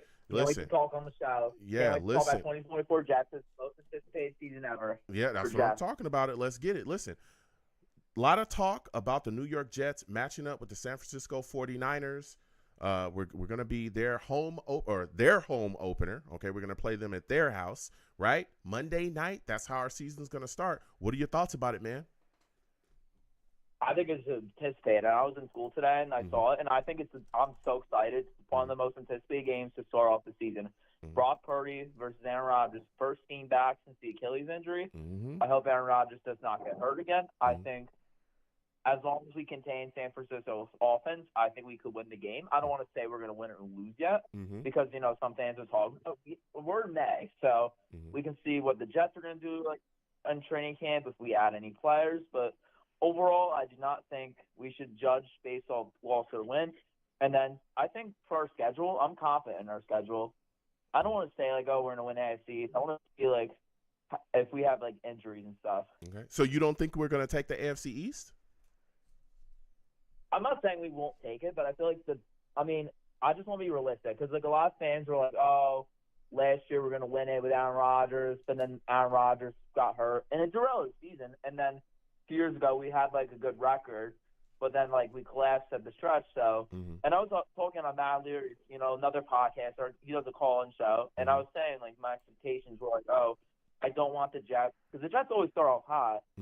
Last 2 years, we have a good record, but then, I don't know, after the bye week, you just suddenly collapse when we play the easier part of our schedule. So I don't want to say, the Jets are going to win it yet. If Aaron Rodgers stays healthy for the entire season, I could see the Jets winning the AFC East. Yeah, I'm telling you, I'm putting it out there right now. If Aaron Rodgers is healthy this season, I believe that the Jets should absolutely take the AFC East. I'm not scared of the Patriots. I'm not scared of the Bills. I'm just not, especially without Stephon Diggs, no Gabe Davis. I'm not scared of those guys at all, really. They're still a good team, but I'm not scared of them. And I'm not scared of the Dolphins either because now I think with Aaron Rodgers healthy, we can score with them, and I'm not scared of Tua at all. You put some pressure on him, that boy going to throw some interceptions. But, we'll see how things play out. Things keep moving and shaking. My final question for you, Max, man, this is a good call from you. Give me your thoughts, man. A lot of people, reports have been swirling. A lot of people believe these reports. But Connor Hughes comes out and says that the Jets tried to replace Nathaniel Hackett. But, it didn't happen. They were trying to bring somebody in to kind of be the overall showrunner. What are your thoughts about this situation? Do you believe these reports to be true? I think it was going to happen. Hackett's not a good coordinator at all. I think it was going to be true because Hackett can't adjust to an offense. I'm sorry. If you don't have Aaron Rodgers, the only reason Hackett was good as an offensive coordinator was because Aaron Rodgers was changing every play of the system. Seriously. When we didn't have Aaron Rodgers, we saw how bad the offense is. I swear, in 50 years in the NFL, this 7 years I watched as a Jets, and I've never seen an offense as bad. And I've watched through Adam Gase, and I thought when I was watching Adam Gase, he had the worst offenses I've ever seen. He was so predictable. I don't know, first down, wide receiver screen, and then it was a running back. And I was like, Hackett, it's like Adam Gase. He makes Adam Gase look like Sean McVay. I'm serious. Hackett is so terrible, man. If Aaron Rodgers gets hurt again, I am so worried about this Jets season because Nathaniel Hackett is like the worst offensive coordinator in the NFL. Yeah. Listen, Max, this has been a phenomenal call from you. I got to let you go. Next time I have a show, I want to hear from you, all right? Listen, he brought up some facts. He was talking that talk, okay? Because, man, the offense was bad last season. Adam Gase, though, oh, goodness gracious, I'm glad he's gone. Gase, you're flushed, man. I'm sorry. Flush that man immediately. Jeez Louise. Flushed. Get him out of here. We're going to keep moving through these lines again. 515-602-9639. 515-602-9639 is the number. Call in. We're taking our callers next. We're going to Tommy. North Carolina, Jeremy, Ted. I see you, Ted. We definitely want to get to you tonight. We're going to get to everybody. Trust, okay? But quickly, we're going to go to Tommy and get his thoughts on this situation. For those of you that do not know, okay, this man, Tommy, listen, Tommy's a savage, man, all right? Savage! Tommy salutes. We're going back and forth, having a lot of great talk and all the things moving and shaking. And here we have Nathaniel Hackett, right? He's the Jets offensive coordinator. Reports swirling that the Jets are going to try to replace him, but he's still here, right? So I'm thinking to myself, man, can Aaron Rodgers cover up for the issues that Nathaniel Hackett has with adjusting his offense? What are your thoughts on it, Tommy? First of all, Joe, respect. How are you? Good to hear your voice, Salutes man. and respect. Thank you. Listen, Salutes and respect. Yeah. Listen, okay, let's go back a little bit here. Nathaniel Hackett, he joins a long, consecutive list of failures of the offensive coordinator positions on the New York Jets. I mean, there's obviously something more going on here than just the offensive coordinator that they're blaming everything on. I mean, Hackett, I mean, don't flush me for this one, Joe. Go ahead. I'm listening. I mean, the same way the Jets, how they got Joe Douglas on board, the Jets, they hired Adam Gase first, who recruited Joe Douglas. Okay. And then fired Adam Gase. Mm-hmm. Then the Jets hired Nathaniel Hackett, who coincidentally recruited Aaron Rodgers. Now, would the Jets fire Nathaniel Hackett after that? I mean, the Jets will have a reputation, for riding dirty if they do that. I don't think they can do it. I mean, I don't know if that was the actual time lapse there, right? Because there was a lot of talks that Aaron Rodgers was kind of already sold on being here, and then of course we were looking for an offensive coordinator because LaFleur had parted ways with the Jets or had found another job. Anyway, he ended up with the Rams. He was moved on from. And with the offensive coordinator position vacant, of course, Nathaniel Hackett would be a fit because his relationship with Aaron Rodgers and that the New York Jets were clearly in a window to win a Super Bowl. Well, if you're going to do that, right, if you're bringing in Aaron Rodgers, who is, I've said it before and I'll keep saying it, he's the greatest player to ever put on a New York Jets jersey. Please, anybody that wants to disagree with me or argue with me or be upset about that, you're free to call in. And I've been a Jets fan my whole life. My favorite player ever is Chad Pennington, but Aaron Rodgers by far is better than him. Look at the resume, right? So with all of that being said, you want to bring in an offense that he clearly is going to be able to quickly acclimate to and also get everybody else on the same page with as well as quickly as possible so that they can move forward and win a Super Bowl. That's the goal because the defense is already set and ready to go. The offense needed to be fixed. And so that's what they did. And I mean, it wasn't hard. I understand. I mean, trying to correlate like Adam Gase and him being gone and stuff is a tough correlation because the Jets were making a move and they wanted to win. So I don't think it was a bad move for them to bring in Nathaniel Hackett. I don't think that the Jets failed Nathaniel Hackett either. I think it was the other way around. Nathaniel Hackett failed the Jets. Nathaniel Hackett failed to make adjustments during games, and we saw that. We saw that consistently. We saw it consistently with him going away from the running game often last season, even when it was working. We saw him and again, Zach Wilson is not the greatest quarterback ever, but he put Zach in a lot of really bad situations offensively. he often would tailor his offense away from Zach's strengths, right? One of the things that we talked about, and I'll give it back to you in a second quickly for the last word from you, is we talked about Zach Wilson. What was his greatest strength? His ability to get outside the pocket, get on the move, right? Improvisation, move, throwing the football, right? Throwing the football, utilizing his feet to get first downs, all that stuff, right? That was Zach's big thing. Backyard football, bootlegs. Let's get him outside. Let's get him moving outside the pocket. Nathaniel Hackett did not want to do that. He did not want to do that. And he stuck to not doing that. And he tried to force Zach Wilson to be like this pocket passer that he just wasn't. And that's why we saw Zach struggle at times. Now, there were games where he dialed up a game plan like that, and those were games where we saw Zach Wilson be successful. And then he would quickly go away from that.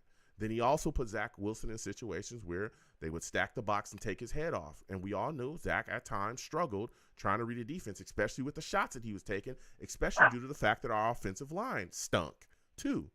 He wasn't dialing up things to get the ball in his hands quickly. And it wasn't just Zach he struggled with as well.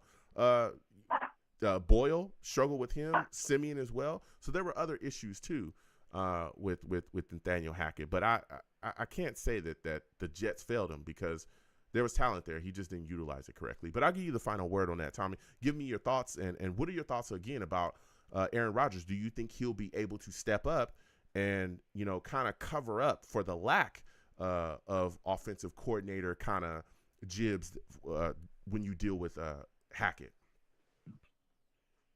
Well, Nathaniel Hackett, he was just a stepping stone, and he was the only reason why he was brought here was to get one Sir Aaron Rodgers, because Aaron Rodgers would change up his plays multiple times per quarter. He would always change it up. Platt was just playing, on his last team in the Packers under Hackett. He would change Hackett's plays. You didn't see it. And Zach Wilson was also picking up on that. You can see him starting to change up plays. So that's something beneficial from Hackett that that was brought down to Zach Wilson and his attempt to change. But I wanted to touch base on your thoughts on the two running backs that were drafted. Yeah, quickly go ahead. Isaiah Davis and Braylon Allen. Yeah, absolutely. Now the second running back that was drafted, you think they're going to run a lot? Yeah. But I think Isaiah Davis, I just think he was top on the list for their special teams. With the special teams with them blocking and doing kick returns because of with the new rules in place. The new rules in place for kick returns. I mean, I think they're thinking that they're going to need whoever was the most talented special teamer out of all the positions at that point in the draft. They had I think they had a separate list, and I think he was like better than some of the cornerbacks and the wide receivers as well. Mm-hmm. But I don't know. I think it was a failed. I think it was a failed pick because at that point in the game there was well, okay, that's your take. No, go ahead. But the Rams, it's funny you mentioned the Rams before, because the Rams had such a great draft, how they were able to steal at pick 217. They were able to steal a guy named Bo Limmer. Mm-hmm. He was a center from Arkansas. He was 6'5", 302. He had the most bench reps. He was so strong. 39 bench reps in the combine. Mm-hmm. This This guy was number one in the combine, and he fell so deep. We definitely should have got this guy. We could have kicked him out to left guard, right guard, center. Doesn't matter. I know Aaron Rodgers doesn't want two rookie centers playing in front of him. However, this is a guy that could have held us down for a long time. Yeah. I mean, I have to think about this year because our offensive line, our interior offensive line is still a little sketchy. Yeah. And that would have saved that rather than the second running back, because that was a wasted pick in my opinion. No, but, listen, hey, I hear you, and you're not the only Jets fan that has said something, but I don't think that, again, one of those guys, I can't remember, but there was Nick Bawden is not safe. I'm going to say that. One of these guys could end up taking that fullback position, but I don't think it's a wasted pick. Again, we'll see what they do. Again, there's been a lot of guys taken in the mid-rounds, running backs, that have really been able to pan out and play very well for football teams. And if we're running the football, like I think we're going to be running the football, right, Brees, we know he's our all-weather back. We know that he's the big factor back. We know he's the guy here. Let's not kid ourselves. But you got Izzy, who's a smaller guy, but he can move and he's got a lot of power.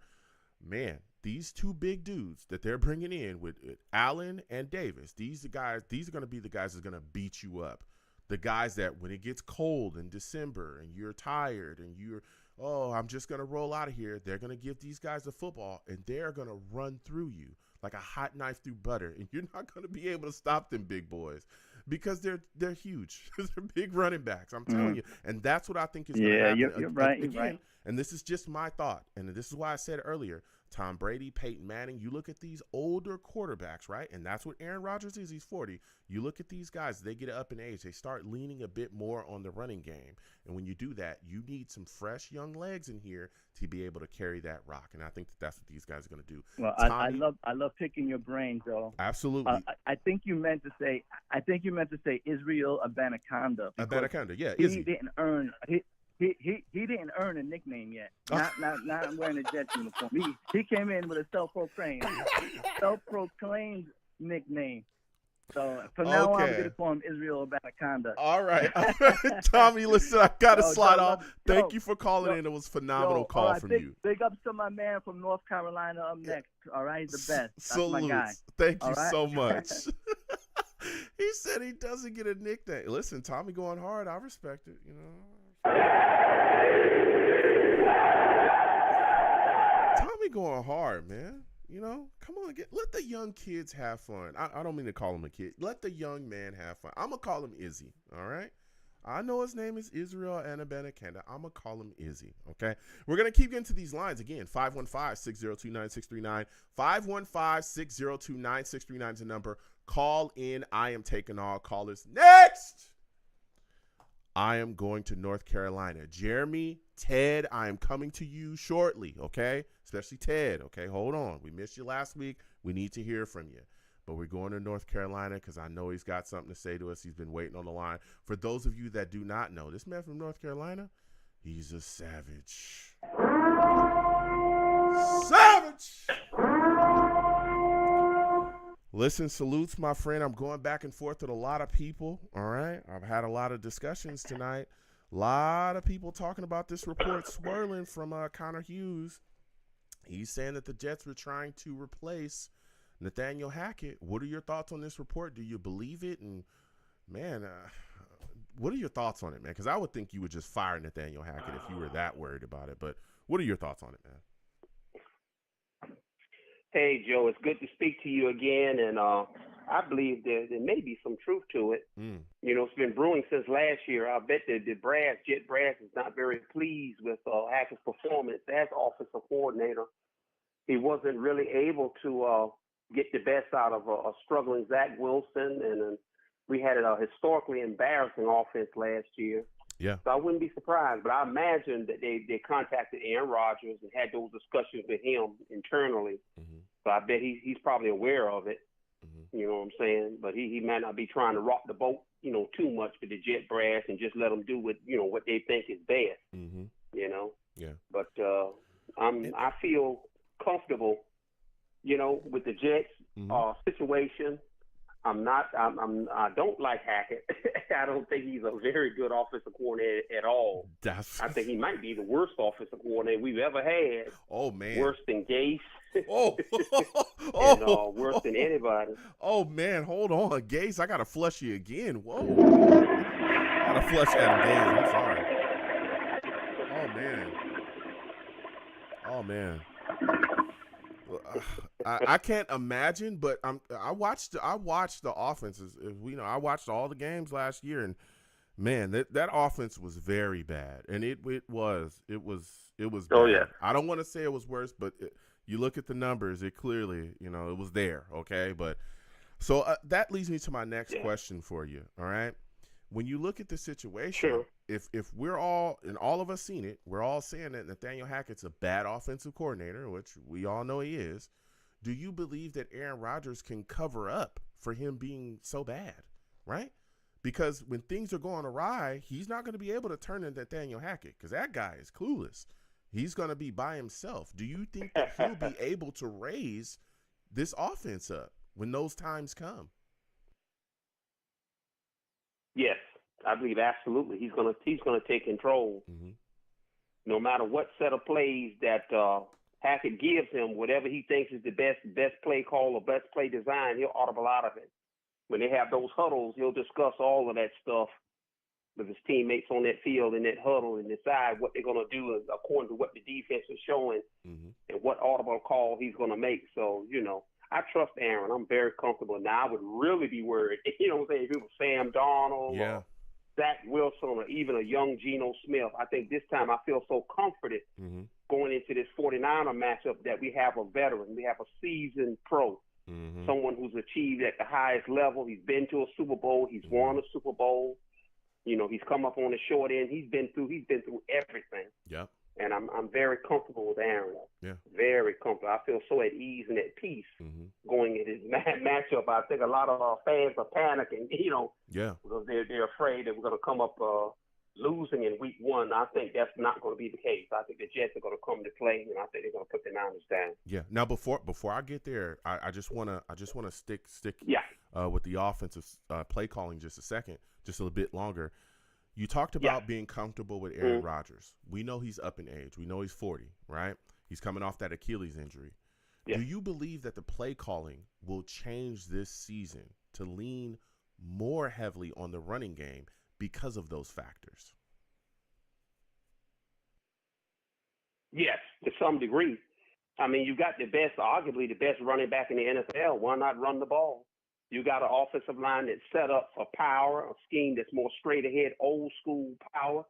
And you got a couple of backs that you got out of the draft that fit that design. It makes sense to come out and just run the ball, power, old school, just beat them down, and then put defenses in a position where they have to pick their poison. They have to try to stack the box to slow down our running game. That's where Aaron, being a seasoned pro, knowing what to do and how to process the offense, knows what to do, knows where the hot read is going to make the right decision.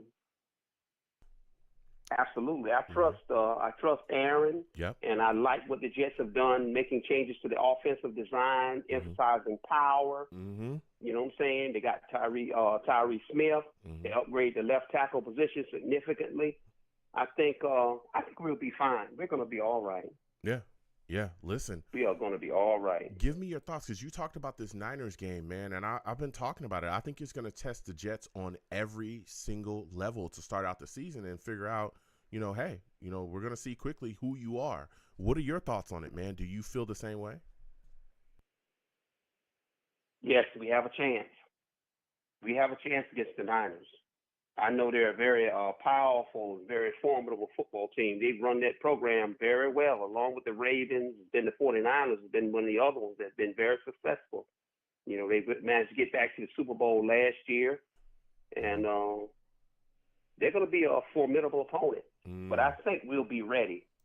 I think we'll be ready because of what has transpired over the last 2 years, that it has really prepared us for the situation. Making the upgrades, having a coach, even in Saleh. Much criticism we have about some of Saleh's clock management and how he's managed this team. At least he's not a rookie head coach. Yep. He's had a couple of years to kind of learn from his mistakes, and he'll be more experienced and better prepared. And he knows the 49ers. He knows the Niners. He came out of that program. Anybody knows them. He does. He understands what he's dealing with, and I think he'll know how to prepare his team. He has a veteran quarterback. He has one of a legend in Aaron Rodgers, even though he's a little older. Nonetheless, he has a seasoned veteran quarterback to manage the affairs on the field, so he don't have to be concerned about that. I think last year it kind of got to him. You could see in his face he wasn't happy. He was very stressed. And Zach Wilson was failing miserably. And I think this year is going to be a lot different. It's going to be a lot different this year. Yeah, yeah. He's got a number one defense. He's got a top-notch rush attack. He's got a quarterback who's very low percentage in terms of turnovers, who's going to manage the game, who's going to go out and execute. That's what we want. We want 85, 86 Ken O'Brien. Just go out there, manage it, make the throws you need to make, eliminate those turnovers. And if he does that, we win. Yep. And I think the key thing Monday night is going to be a defensive showdown. Yeah. We're going to take turns punting It's going to be a battlefield position. You know we have one of the best kicking games in the league. That's a They're not fact. going to out-kick us. That's They're a not going fact. to out-kick us. They're not going to out-punt us. We can pin their butt down. They're not going to do that either. We have a shot. Yeah. We've got a shot to win, and I would not be surprised. We'll probably win. I'm thinking by a field goal, but I'm thinking we're going to win. Yeah. It's going to be a hard-fought game. I'm going to be biting my nails as usual. I know you'll be pretty nervous as well. It's going to be filled with a lot of tension, Yeah. because we'll be excited and anticipating, this is what we've been waiting for to start the season. Yep. Season opener, prime time. You know what I'm saying? And I Yeah. don't have to work on Mondays and Tuesdays, so All I'll right. really get a chance to rest and get prepped and get prepared Yep. for the Monday night matchup. Mm-hmm. Get the popcorn. What T.O. said, get your popcorn Get and, your and popcorn get my ready. drinks and get ready. Yep. That's Listen, right. before I let you go quickly, give me your thoughts on this. Sure. I have the New York Jets taking the AFC East. Do you agree? Yes. Okay. I think we're prepared to do so. Mm-hmm. The Buffalo Bills are in transition. Mm-hmm. The New England Patriots, we won't have to worry about them for at least a couple of years. Yeah. The Miami Dolphins are very good. Yes, they're very scary, very dangerous wide receiver core. Mm-hmm. But Tua is not Dan Marino. Yeah. He's not going to flick his wrist and throw the ball 50 yards on a dime, throw a No. laser like a Dan Marino. Tua has a very weak arm. Mm-hmm. He's very limited physically in terms of what he's capable of. His game is get the ball out quick, short, and let his weapons make the plays. Yeah. We can beat the Dolphins. Yeah. We can take the AFC East. I think we will do that. I think we can get to 12 wins. Mm-hmm. If we get to 12 wins, I think that's the threshold. I'm thinking we win the AFC East Mm-hmm. if we can get to 12 wins. Yeah. Listen, I want to thank you for calling in. The next time I have a show, I want to hear from you. It's always a great discussion. Sure. man.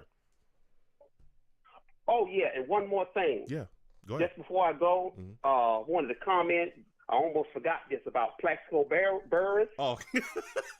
I think I was about to say something, but I think when that gun slipped down his long johns at that club, I think it slipped too far down. It is messing his mind or something. I don't know. Listen, I want to thank you for calling Yes, it's in. mine, You have yourself a good night, man. You too now. Oh my goodness! Listen, they gonna get it, Plexico. It is what it is, man.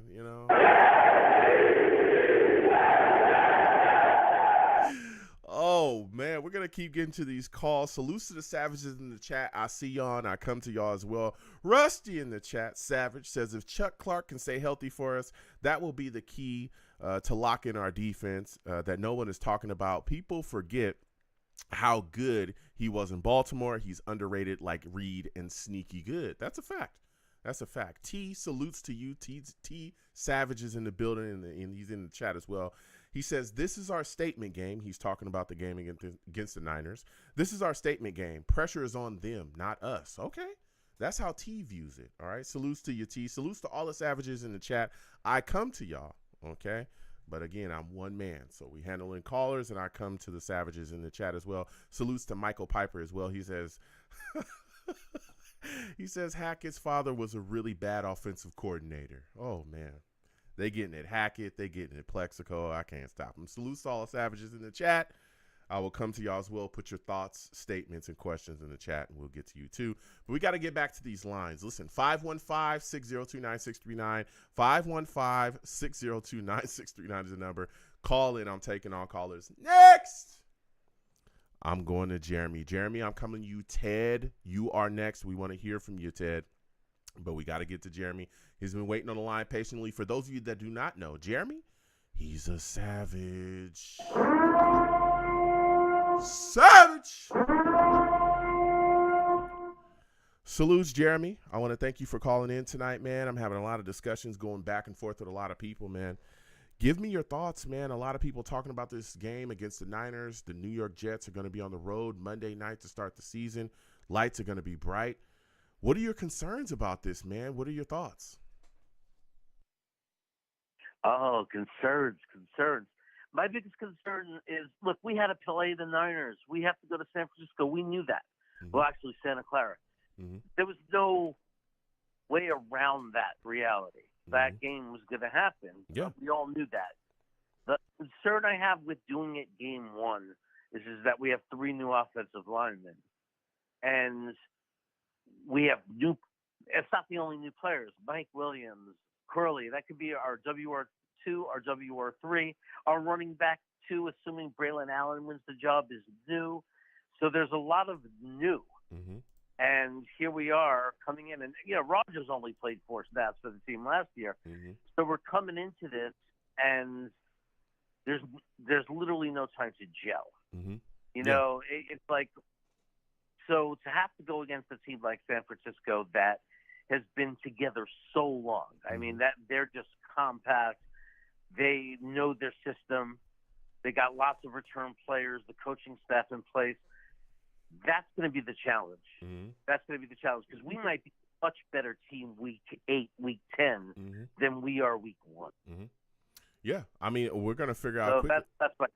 No, I mean you're already bringing the heat. I spoke about this and I said we're definitely going to figure out pretty quickly how our offensive line looks, especially early, right? And this is something I wanted to kind of touch on as well, and I'm going to continue to talk about this throughout the offseason. We got some new pieces in, like you said as well. The offensive line has to have time to gel. But I think one of the things that a lot of people are not talking about, and this was one of my biggest concerns with the acquisition of Tyron Smith, we know that he does not like practice. He doesn't do like pads.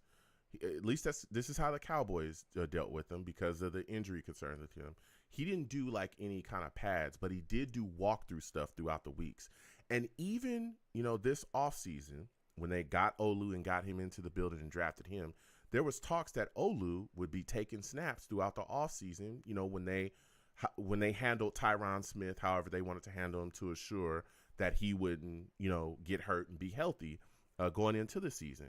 And they talked about Olu taking snaps at left tackle, taking snaps at right tackle, or even taking snaps at guard.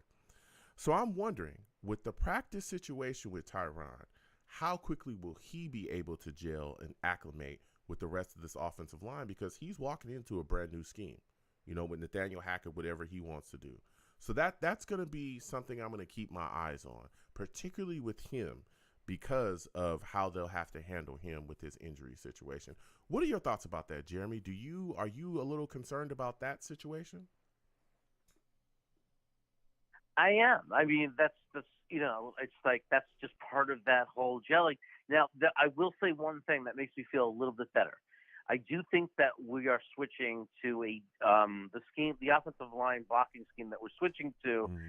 Probably is a little bit easier for guys who've never played together because it is more of a power gap where you're more focused on your guy versus having to shift and switch and play a zone where there just seems to be a lot more communication involved. Like we saw how many plays just totally fell apart on us because we had guys who didn't understand their assignment, didn't know what to do. We are going more of a push forward, punch you in the mouth. This is your guy. This is who you're hitting. So I think that's going to help. But the reality is like, it's a war out there. That's what football is. And these guys by your side. And like, the more you've done battle together, the more you've been in that place where, you're just pushing with all your heart, your blood, your flesh. Yeah. You lean on the other guys. Yeah, that camaraderie. And they've got to expedite that process. So some of it is not even through playing. Some of it might just be through how are they going to get these guys to bond? Like what kind of time are they going to spend together? They really got to build the trust, the camaraderie. It's real. A lot of people say, oh, that's nonsense. No, this is not an individual sport. This is a sport where those 5 guys got to be a unit. They got to be joined. They got to be willing to do anything for each other. So that, I'm not as worried about Smith in that regard. It's just a matter of, is that going to be the difference with the New York Jets? Having a guy like him, having a future Hall of Fame type offensive line, offensive tackle leading this group. Will that be the change that we see? Because in the previous, just handful of years, these guys, mainly because of injuries, but they haven't been able to deal with the adversity. They really have fallen apart, and they've. No, listen, you're speaking absolute facts. This offensive line was awful last season. Now we retool, got pieces, and I'm hoping that camaraderie builds quickly. I hope the offensive line gels quickly, because then that bodes nothing but good for the Jets offense, and also it bodes well for Aaron Rodgers staying healthy this upcoming season. Speaking of Aaron Rodgers and this offense, there's been a lot of reports swirling about Nathaniel Hackett. Supposedly the Jets were looking to move on from him. They were looking to replace him with someone. Didn't actually happen. What are your thoughts about these reports? Again, it came from Connor Hughes. And why do you think the Jets didn't just fire Nathaniel Hackett if these reports are true? I think there's, where there's smoke, there's fire in this case. I don't think it's so outlandish. A lot of times I'll say, what are the sources, and I'll question it.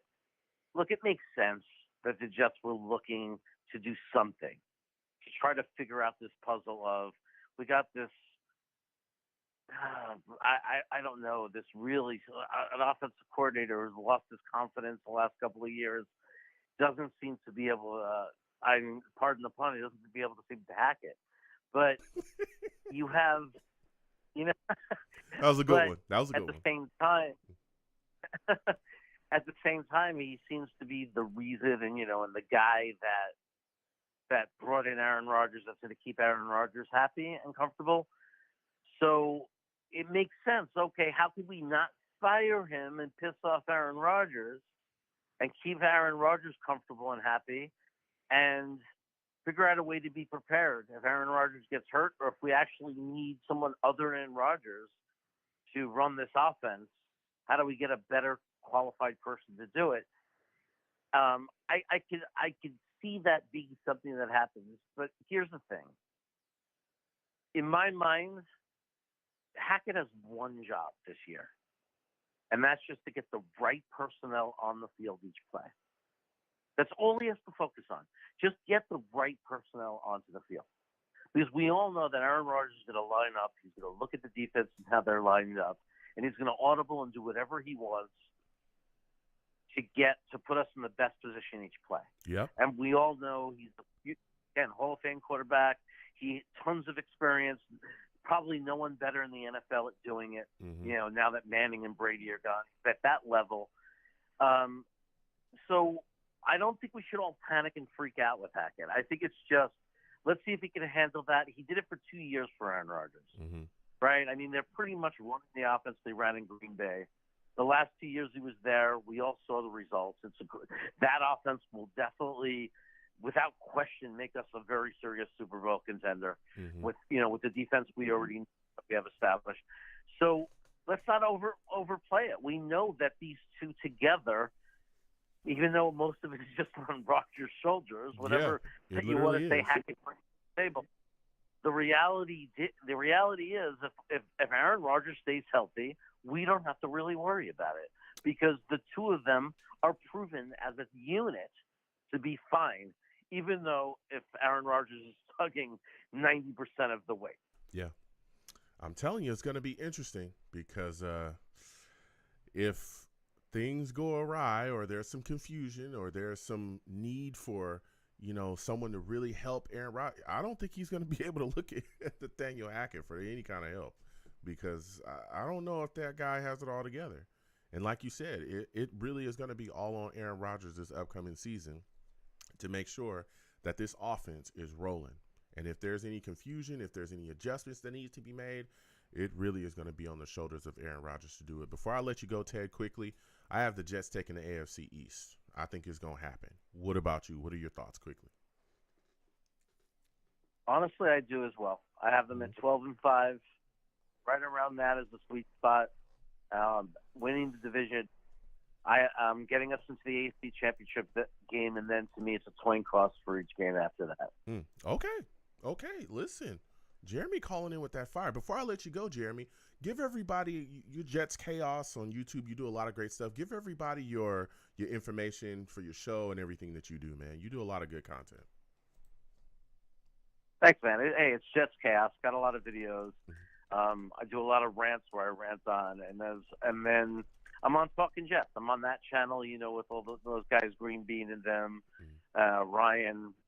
Thursdays at 3 p.m. Eastern with Matt O'Leary on the Talking Jets channel, and we have a show called Reality Check. Mm-hmm. Yeah. Listen, it was phenomenal to speak with you, Jeremy. Next time I have a show, I want to hear from you, all right? Always a pleasure, my friend. Absolutely. You have a good one.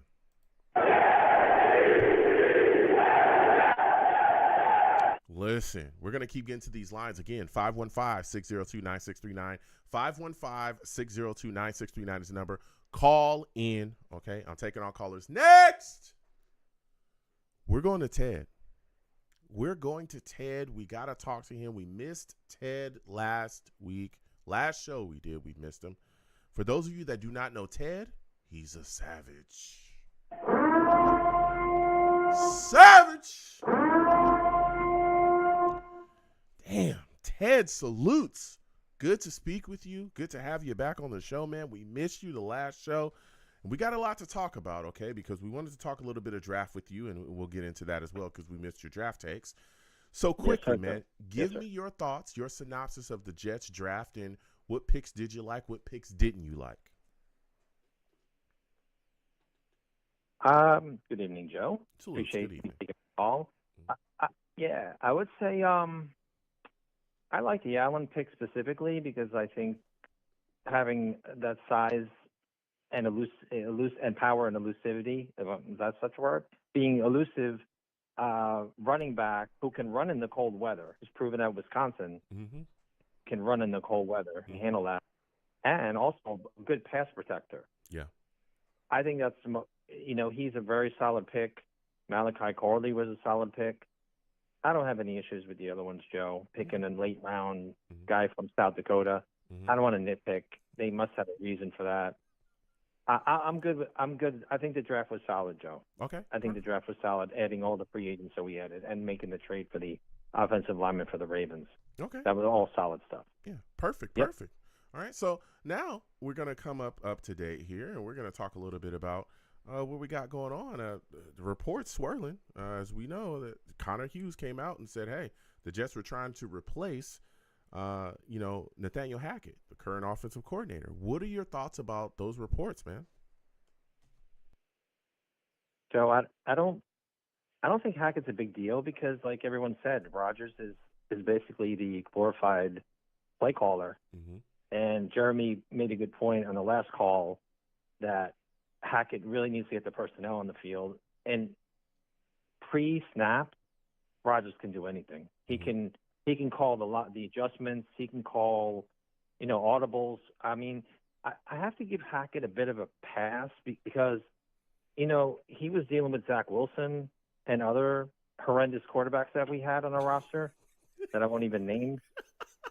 Joe, and they also fired the other offensive coordinator, and who couldn't deal with Zach, right? They tried to get him out of town. Yeah, and that he didn't work either. No, and I hear you. Go ahead, but here's my thing, okay? And I always try to play devil's advocate here. So I'm looking at it from the stance of a Jets fan and saying, I understand you're saying you want to give him a pass. I don't. Because here's why. You talked about the other quarterbacks. Tim Boyle was a guy that he brought in. Anybody remember that guy? Tim Boyle was brought into the building, and I was told from day one, Tim Boyle is here because he knows this offense through and through. He knows this offense better than anyone, okay? Only person that probably knows the offense better or on the same level as him is Aaron Rodgers, right? Because Aaron Rodgers literally built the offense with Nathaniel Hackett, but Tim Boyle's the guy. Tim Boyle knows what he's doing. Tim Boyle can do it all. Tim Boyle can make the reads. He can make adjustments at the line. Him and Nathaniel Hackett are connected at the mind. I was told all of these things. Telepathy. I was told these things. And the second that Tim Boyle was asked to get out on that field, I saw the same chaos with Tim Boyle that I saw with Zach Wilson. And then I saw the same chaos with Trevor Siemian that I saw with Zach Wilson. I saw the same lack of adjustments. I saw the same issues with calling plays to fit personnel. I saw the same problems with figuring out how to manage a game offensively. I saw the same issues, Ted.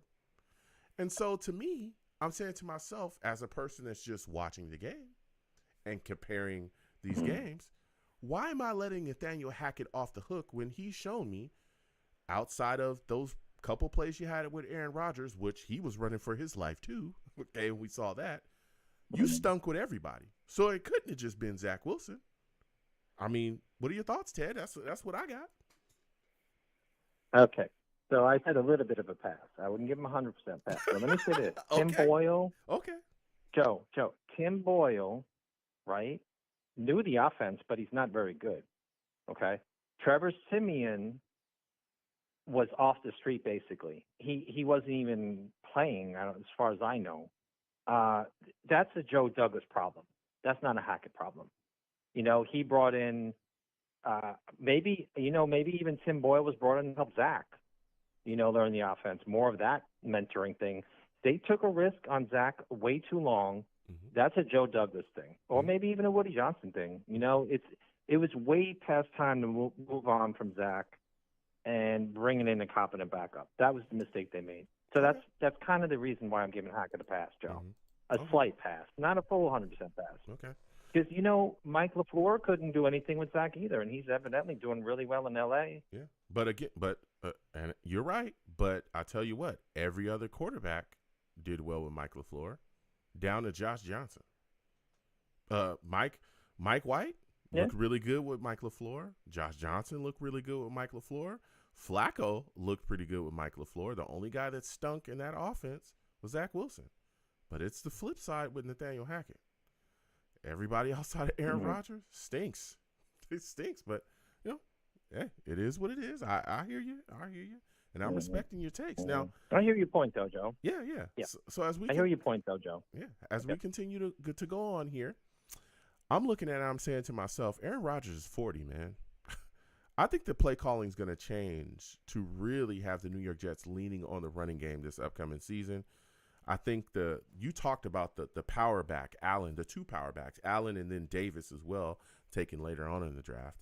I think that this screams to me that the Jets are going to be running the ball a lot.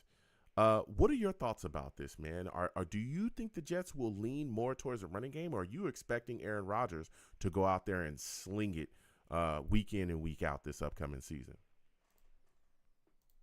I think it depends on the opponent. I think San Francisco, we want to play close to the vest and, try to keep that a low-scoring game. And if we have to open it up against Miami, say we can't contain that kind of offense, or Buffalo, maybe we'll just have Rodgers come out and, we open it up. I guess it kind of depends on the scenario. The team we're playing, game situation, if we're up or down. And I look at it as a, cold weather situation later in the year, especially with bad weather. You want to have a solid running game and to close out games, especially if you have a lead, which I think we're going to be playing quite a few games from that, with a lead. Yeah. So early in the year too, Joe, early in the year too, Rodgers coming off the injury, you don't want to expose him too much. Facts. Dangerous, worse situation, especially now against the 49ers. Yep.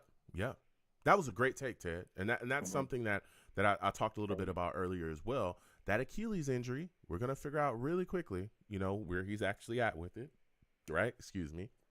And you don't want to expose him too much, especially early in that season. Let him lather up and work himself in.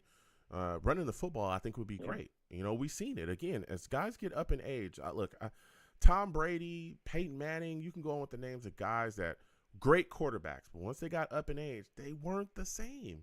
And not just in the NFL, you see this across the board, you see it in the world. Father Time is undefeated. Yeah. So the more that you can lean on some fresh young backs, allow them to go out there and beat up the opponent, and you come in on 3rd and 1 or 3rd and 2, and you keep moving the chains, and you pick your spots, and then before you know it, you're in the red zone, and you're cashing in.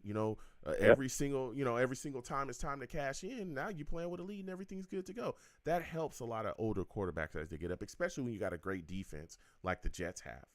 You're allowing them to rest while you're running the ball, and they're allowed to get themselves together as well, get their breaths back, underneath them. So I really like that. That was a really, really good take, Ted. So as we continue on, man, you're looking at the situation here, right? Plaxico Burress, he's saying the Jets won't take the AFC East, man.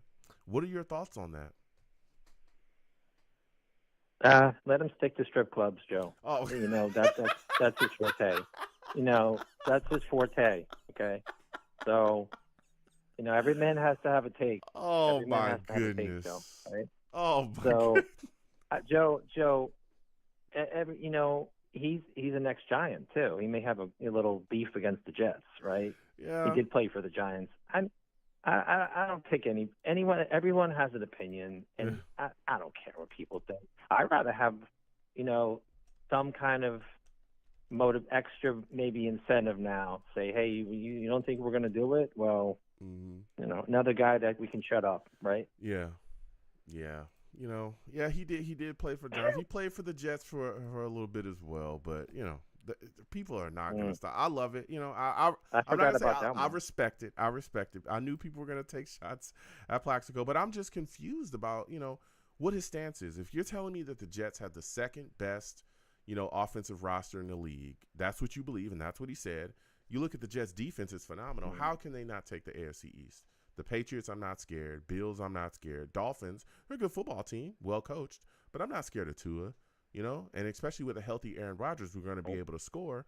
I don't see how we don't take it. I really, really don't. So now my next question for you, Ted, we open it up, baby, Monday night, you know what I'm saying, against them Niners. We go on West Coast, okay?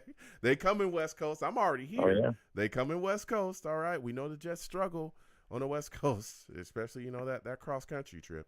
Give me your thoughts, man. Are you worried about this? Are you concerned? There's a lot of Jets fans that are scared. I'm talking scared, shaking in their boots. How are you feeling about it? Joe, I'm not concerned at all, especially being the first game. They can get there early and get acclimated. Okay. You know, I don't. I think it's a good acid test, what they call acid tests, where you know where you're going to be after the first week against a very good opponent. So I don't have a problem with that. I really don't. Plus, I'd rather. It sounds scary in the beginning, but if you get that West Coast trip out of the way early, plus you also have. Okay, if our first game is a road game, then we have an extra home game, then, right? Mm-hmm. So sort of. In a way, at the end of the year, where we may need it, you know, for a playoff or seeding. I don't think it's going to be for the division, but we may need the win for a seed, you know, a higher seed. Yeah. That's the way I'm looking at it, Joe. I don't have a problem with it. Let's get it on. You know what I mean? The hardest part is going to be waiting the whole weekend for Monday to show up. That's going to be the hardest part. Yeah, I'm telling you, it's going to be exciting. But like you said, when you ready to go, then it's time just starts to move like molasses. But listen, Ted, this was a phenomenal call from you, man. I know we missed you on the last show, but you came on and you brought us some fire, man. Thank you again for calling into the show. Next time I have one, I want to hear from you as well, all right? Thanks, Joe, as always. You have a great evening. Absolutely. Same to you, man. Listen, great show. A lot of great callers. We got to everybody. Salutes and respect, man. Salutes and respect. I want to thank everybody for calling in. Blog Talk worked tonight. I'm shocked. Are you shocked? All right. Blog Talk sucks. I want to put that out there again. Okay.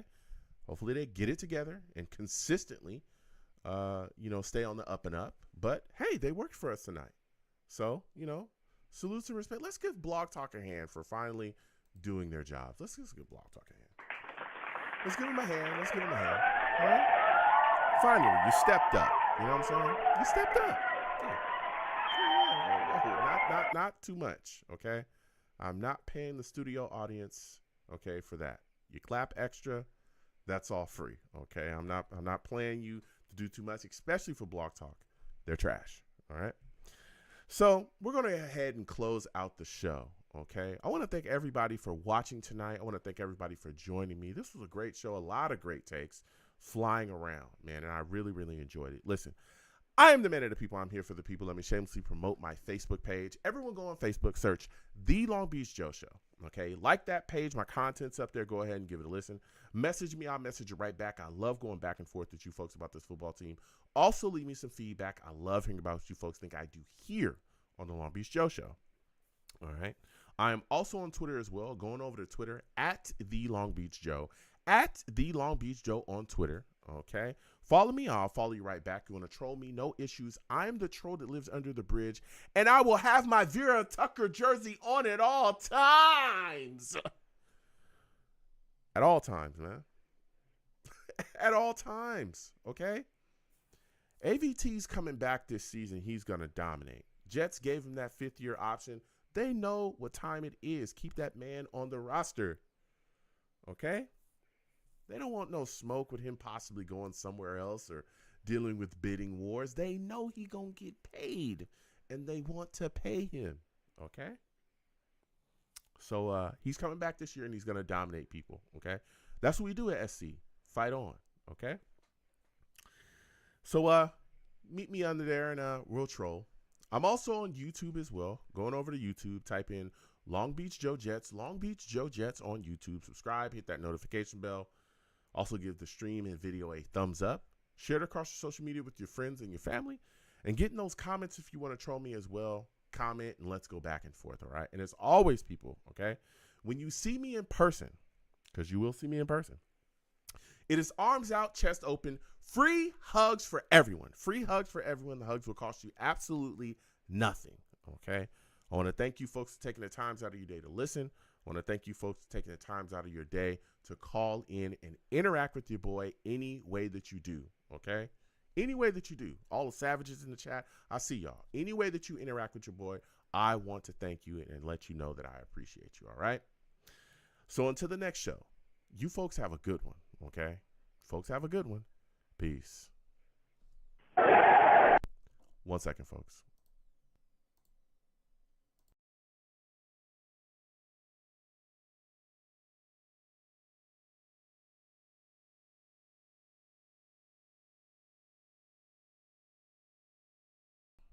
Pow. Okay, I'm back.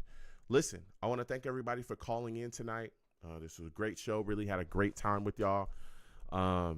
Man, for those of y'all that are new, let me put this up here quickly. All right. Oh, hold on. Okay. My link tree is in the chat, okay? It's also in the description of the video as well. That link tree literally has the link to all of my social media. It also has the links to my YouTube channels as well. More reactions coming. I have a reaction channel. We have a lot of fun. Please subscribe to all of those YouTube channels. Subscribe to this channel as well if you haven't, okay? My Instagram is tripping.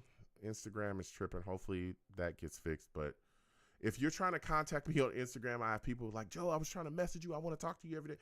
Listen, I check my Instagram DMs, but my Instagram is tripping. They are tripping. I'm trying to fix it. Hopefully Instagram fixes it. But that's the only reason why I haven't responded to y'all if y'all are trying to talk to me, because I talk to everybody when I can, okay? But I definitely talk to people every single day. So, again, my Twitter is there. My YouTube is there. Or my YouTube is there, clearly, all of those links. And my Facebook is on there as well. So, hit me up either other way, all right? And let's go back and forth. So, there's my link tree, so get involved with everything that I'm doing. We do this show year-round for those of you that are new. Year-round, we'll be having a show. We have one at least once a week. Sometimes it's on different days. Again, everyone knows my schedule is, all over the place. So please subscribe, follow me across my social media. I announce hours before I'm going live that I'm going live. And, we sit down and we have a lot of fun. Now, this number right here, okay? That number is always going to be the number to the show unless it doesn't work. And this is why I say Blog Talk sucks, okay? Because there were a couple shows that didn't work, but we have another way. But again, this is the number that you will call in for the show. If the number changes, I will let y'all know. We've had shows where there's been another, hotline number that I've utilized, and we've been able to still get callers in. So this is the number to the show until you're told that it's not the number to the show. And call in. We have a lot of fun like y'all heard tonight. Please, when you call in, make sure you're not don't have me on speaker, or if you have like headphones, it causes like echoes and things like that. Get away from that stuff. Talk directly into your phone, and let's have that back and forth exchange, because I really, really enjoy talking to people about this team and things. So, please call in. The only thing I do not allow on my show is cursing. Don't call into my show cursing crazy. I'll get you up out of here. Also, don't call into my show just trying to yell over me, because I'll shut you down as well. Okay, I have no problems with people being passionate. I love that. But if we're supposed to have, that back and forth discussion, Don't call in yelling all crazy because I'll get you. I'll just stop you. Okay. You won't be able to do it. All right. Because the audience needs to hear both of us. Okay. Again, I let my callers talk all day. I don't talk very much at all. Okay. Because I want to hear from y'all. I want to hear your perspective. I want to hear what you have to say. And even if I don't agree with your stance or your opinion, I want to hear it because it's always a good opinion to share. Right. That's what I'm all about. All right. And that's why I do this, is to connect with, everybody, all my fellow Jets fans. All right. Because at the end of the day, that's all I am. I'm just a Jets fan. Okay.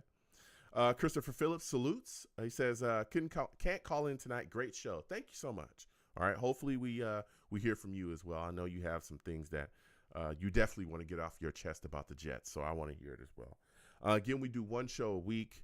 And we have a lot of fun. Again, please make sure that your phone line is in good condition and good to go. If your phone line is crazy, I'm going to let you go. If you have a bunch of echoing or you got a bunch of like loud background noise too, I'll get you up out of here. I can't deal with that because if my audience can't hear me and they can't hear you clearly, what is there to do? You know, some people call me while they at work. They on the jackhammer at the job trying to talk to me about Aaron Rodgers. Like, listen, I respect that. And I love that people listen to your boy at work and call in while they, getting their money. Listen, I respect it. Okay. Get your money. Okay. Especially in these times. Okay. Especially in these times, we gotta, you gotta get your bread. But here's the deal. I need to be able to hear you. Put the jackhammer down, go down the street and, talk to your boy. And then when our conversation's done, go pick the jackhammer back up and do your thing. Keep listening. All right. So, but yeah, I appreciate everybody that listens to your boy, no matter where you listen to me from. Again, salutes and respect to everybody from overseas that listens to your boy. Is crazy hearing that y'all listen to me. So I really appreciate that. So yeah, just make sure you don't call me from a phone that you found in a Home Depot dumpster. Okay. Also, this number, again, is the number to the show. A lot of people get on the show early because what they do, and I'm not telling you who it is, it's Rusty and Val. I'm not going to tell you who it is, but it's Rusty and Val. What they do is they call in early. So my show generally starts at 7 p.m. Eastern. 7 p.m. Eastern is usually when my show starts. So what people will do is they'll call in at 6:50, 6:55. I think that's when the lines to the show open up. It's like 6:50 or 6:55. It's something like that. I've been told that that's not when the lines open up, that they open up earlier. I don't know. But from what I do know, they open up at like 6:50 or 6:55. So what they do is they call in at 6:50 or 6:55 p.m. Eastern. They wait on the lines. The show starts. As y'all heard tonight, I talk like 10 or 15 minutes. Okay. Just covering the topics. Again, tonight we had a lot of topics. So I covered them quickly. And then I come directly to y'all. That's what the show is about, is really interacting with y'all and getting y'all thoughts on stuff. So I'm not talking for like an hour. I can do that, but I'm not doing that. I want to hear from the people. Okay. So I go directly to the lines and boom, we get it going. So that's how they do it. That's how they get on early. And I put that out there because it's not illegal to do that. It is not illegal to call in early and wait on the line. You can absolutely do that. Absolutely. I have no problem with it whatsoever, but I just put it out there so that everybody knows. So it's fair, because some people be like, man, what's going on? And again, even if you call in the middle of the show, I'm going to get to you, okay? My hold times are not long. I will come to you, okay? But, a lot of people, they want to get their take early. They want to get it in early, okay? And listen, I appreciate it. I'm here for it, okay? Addison, I see you. Salutes and respect to you as well. Yeah, so we have a lot of fun here.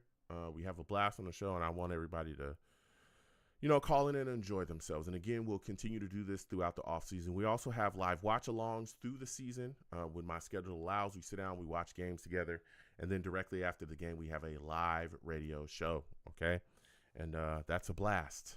Again, no cursing on my show. In the past, some of those shows have been very heated. Because the Jets were struggling, all right? Very heated shows, okay? So, please, get involved and join us when that's going on. We sit down and we watch these games and we talk that talk, all right? Bree says, Monday Night Football against San Francisco. I'll see. My schedule's crazy. I'll see. I don't want to promise anything, but I'm hoping. Okay, but we'll see. I'll let y'all know if that's a thing that I'll be able to do. But we're definitely gonna be able to watch some games this upcoming season together, and we have a lot of fun. So yeah, we do a lot of things, man. And we have a blast, man. We have a blast here. You also might catch me gaming from time to time. I'll see if I'm able to do that. I did some gaming. I think I played a Grand Theft Auto a while back. Try to finish that. My schedule is just, it's wild. So if you catch your boy gaming, come on in, say what's up, and join me. You know what I'm saying? Join your boy. So I have a lot of fun doing that.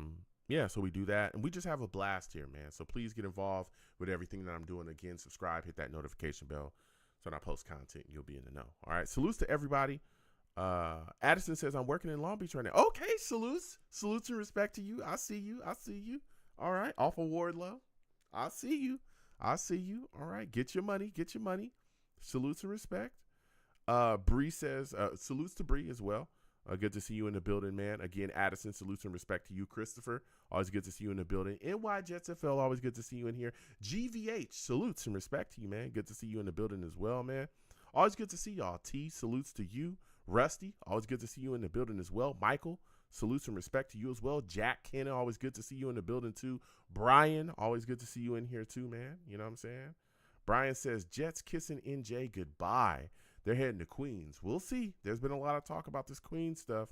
We will see. Okay? We will see. All right? You know, salutes and respect to everybody, man. Orlando C. Tim, salutes to you. Tim's Collectibles, I see you. Orlando C. salutes and respect to you. All right?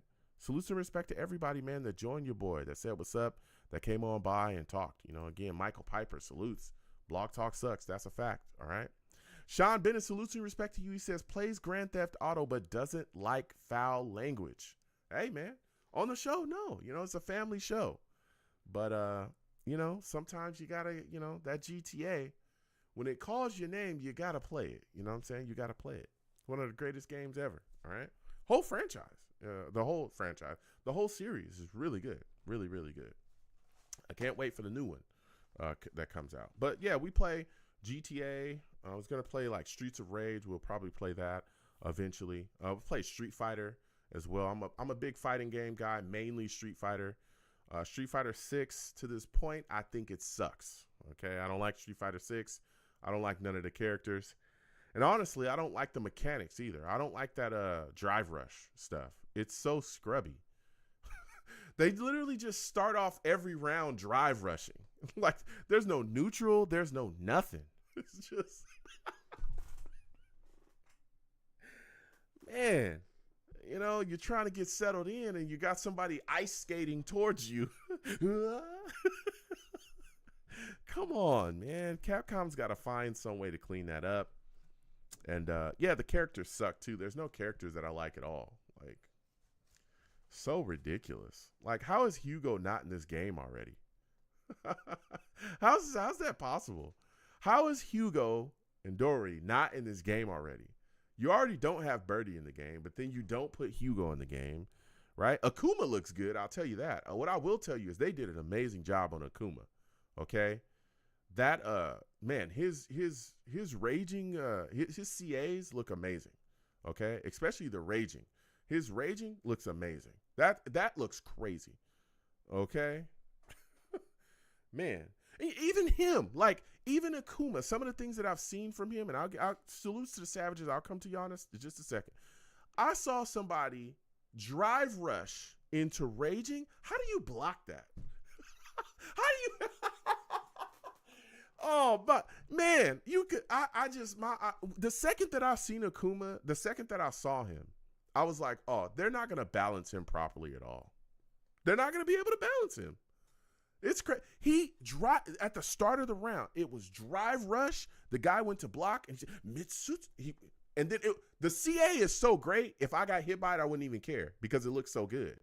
But after the game, I'd be livid because I'm like, come on. But the raging that CA is unbelievable. They did such a great job on it. It looks so good. It's like, well, okay, at least I get to watch something cool. But come on, man, come on. He drive rushed. I saw it. He went, and then he went to block. The dude literally said, okay, I see the drive rush. I'm going to block. He went drive rush, dude went to block. He said, Mitsuts? I said, what? Mitsuts. And then the whole screen went black. I said, oh, come on. Come on. Come on, all right? Let me get back to the Savages. Sean Bennett says, you were right, LBJ, on the Jets drafting the left tackle in the first round. Yeah, you know, and it was the guy I wanted, Olu Fasanu, you know. I was hoping that we got him. We did. I'm excited about it. And he's going to be great. He's going to be great, man. Addison says, bring Rolento back to Street Fighter. Oh, man. I wouldn't mind it, but I know a lot of people that hated Rolento in 4. They hated him. They wouldn't be able to balance him either, but I wouldn't mind it. I'm shocked again. I am very shocked that they went with the roster that they did to start Street Fighter 6. I thought that there would be way more Third Strike characters. I thought that Dudley, Makoto, Hugo, I thought that there would be way more Third Strike characters in this game, and it is not. And I don't know what the heck they were thinking, because I don't know many people that like this starting roster at all.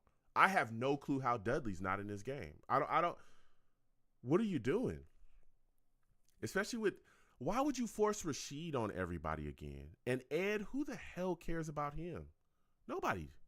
Like, why were you in such a rush to get, even AKI, who I have no issues with her, but why were you such in a rush to put them in this game?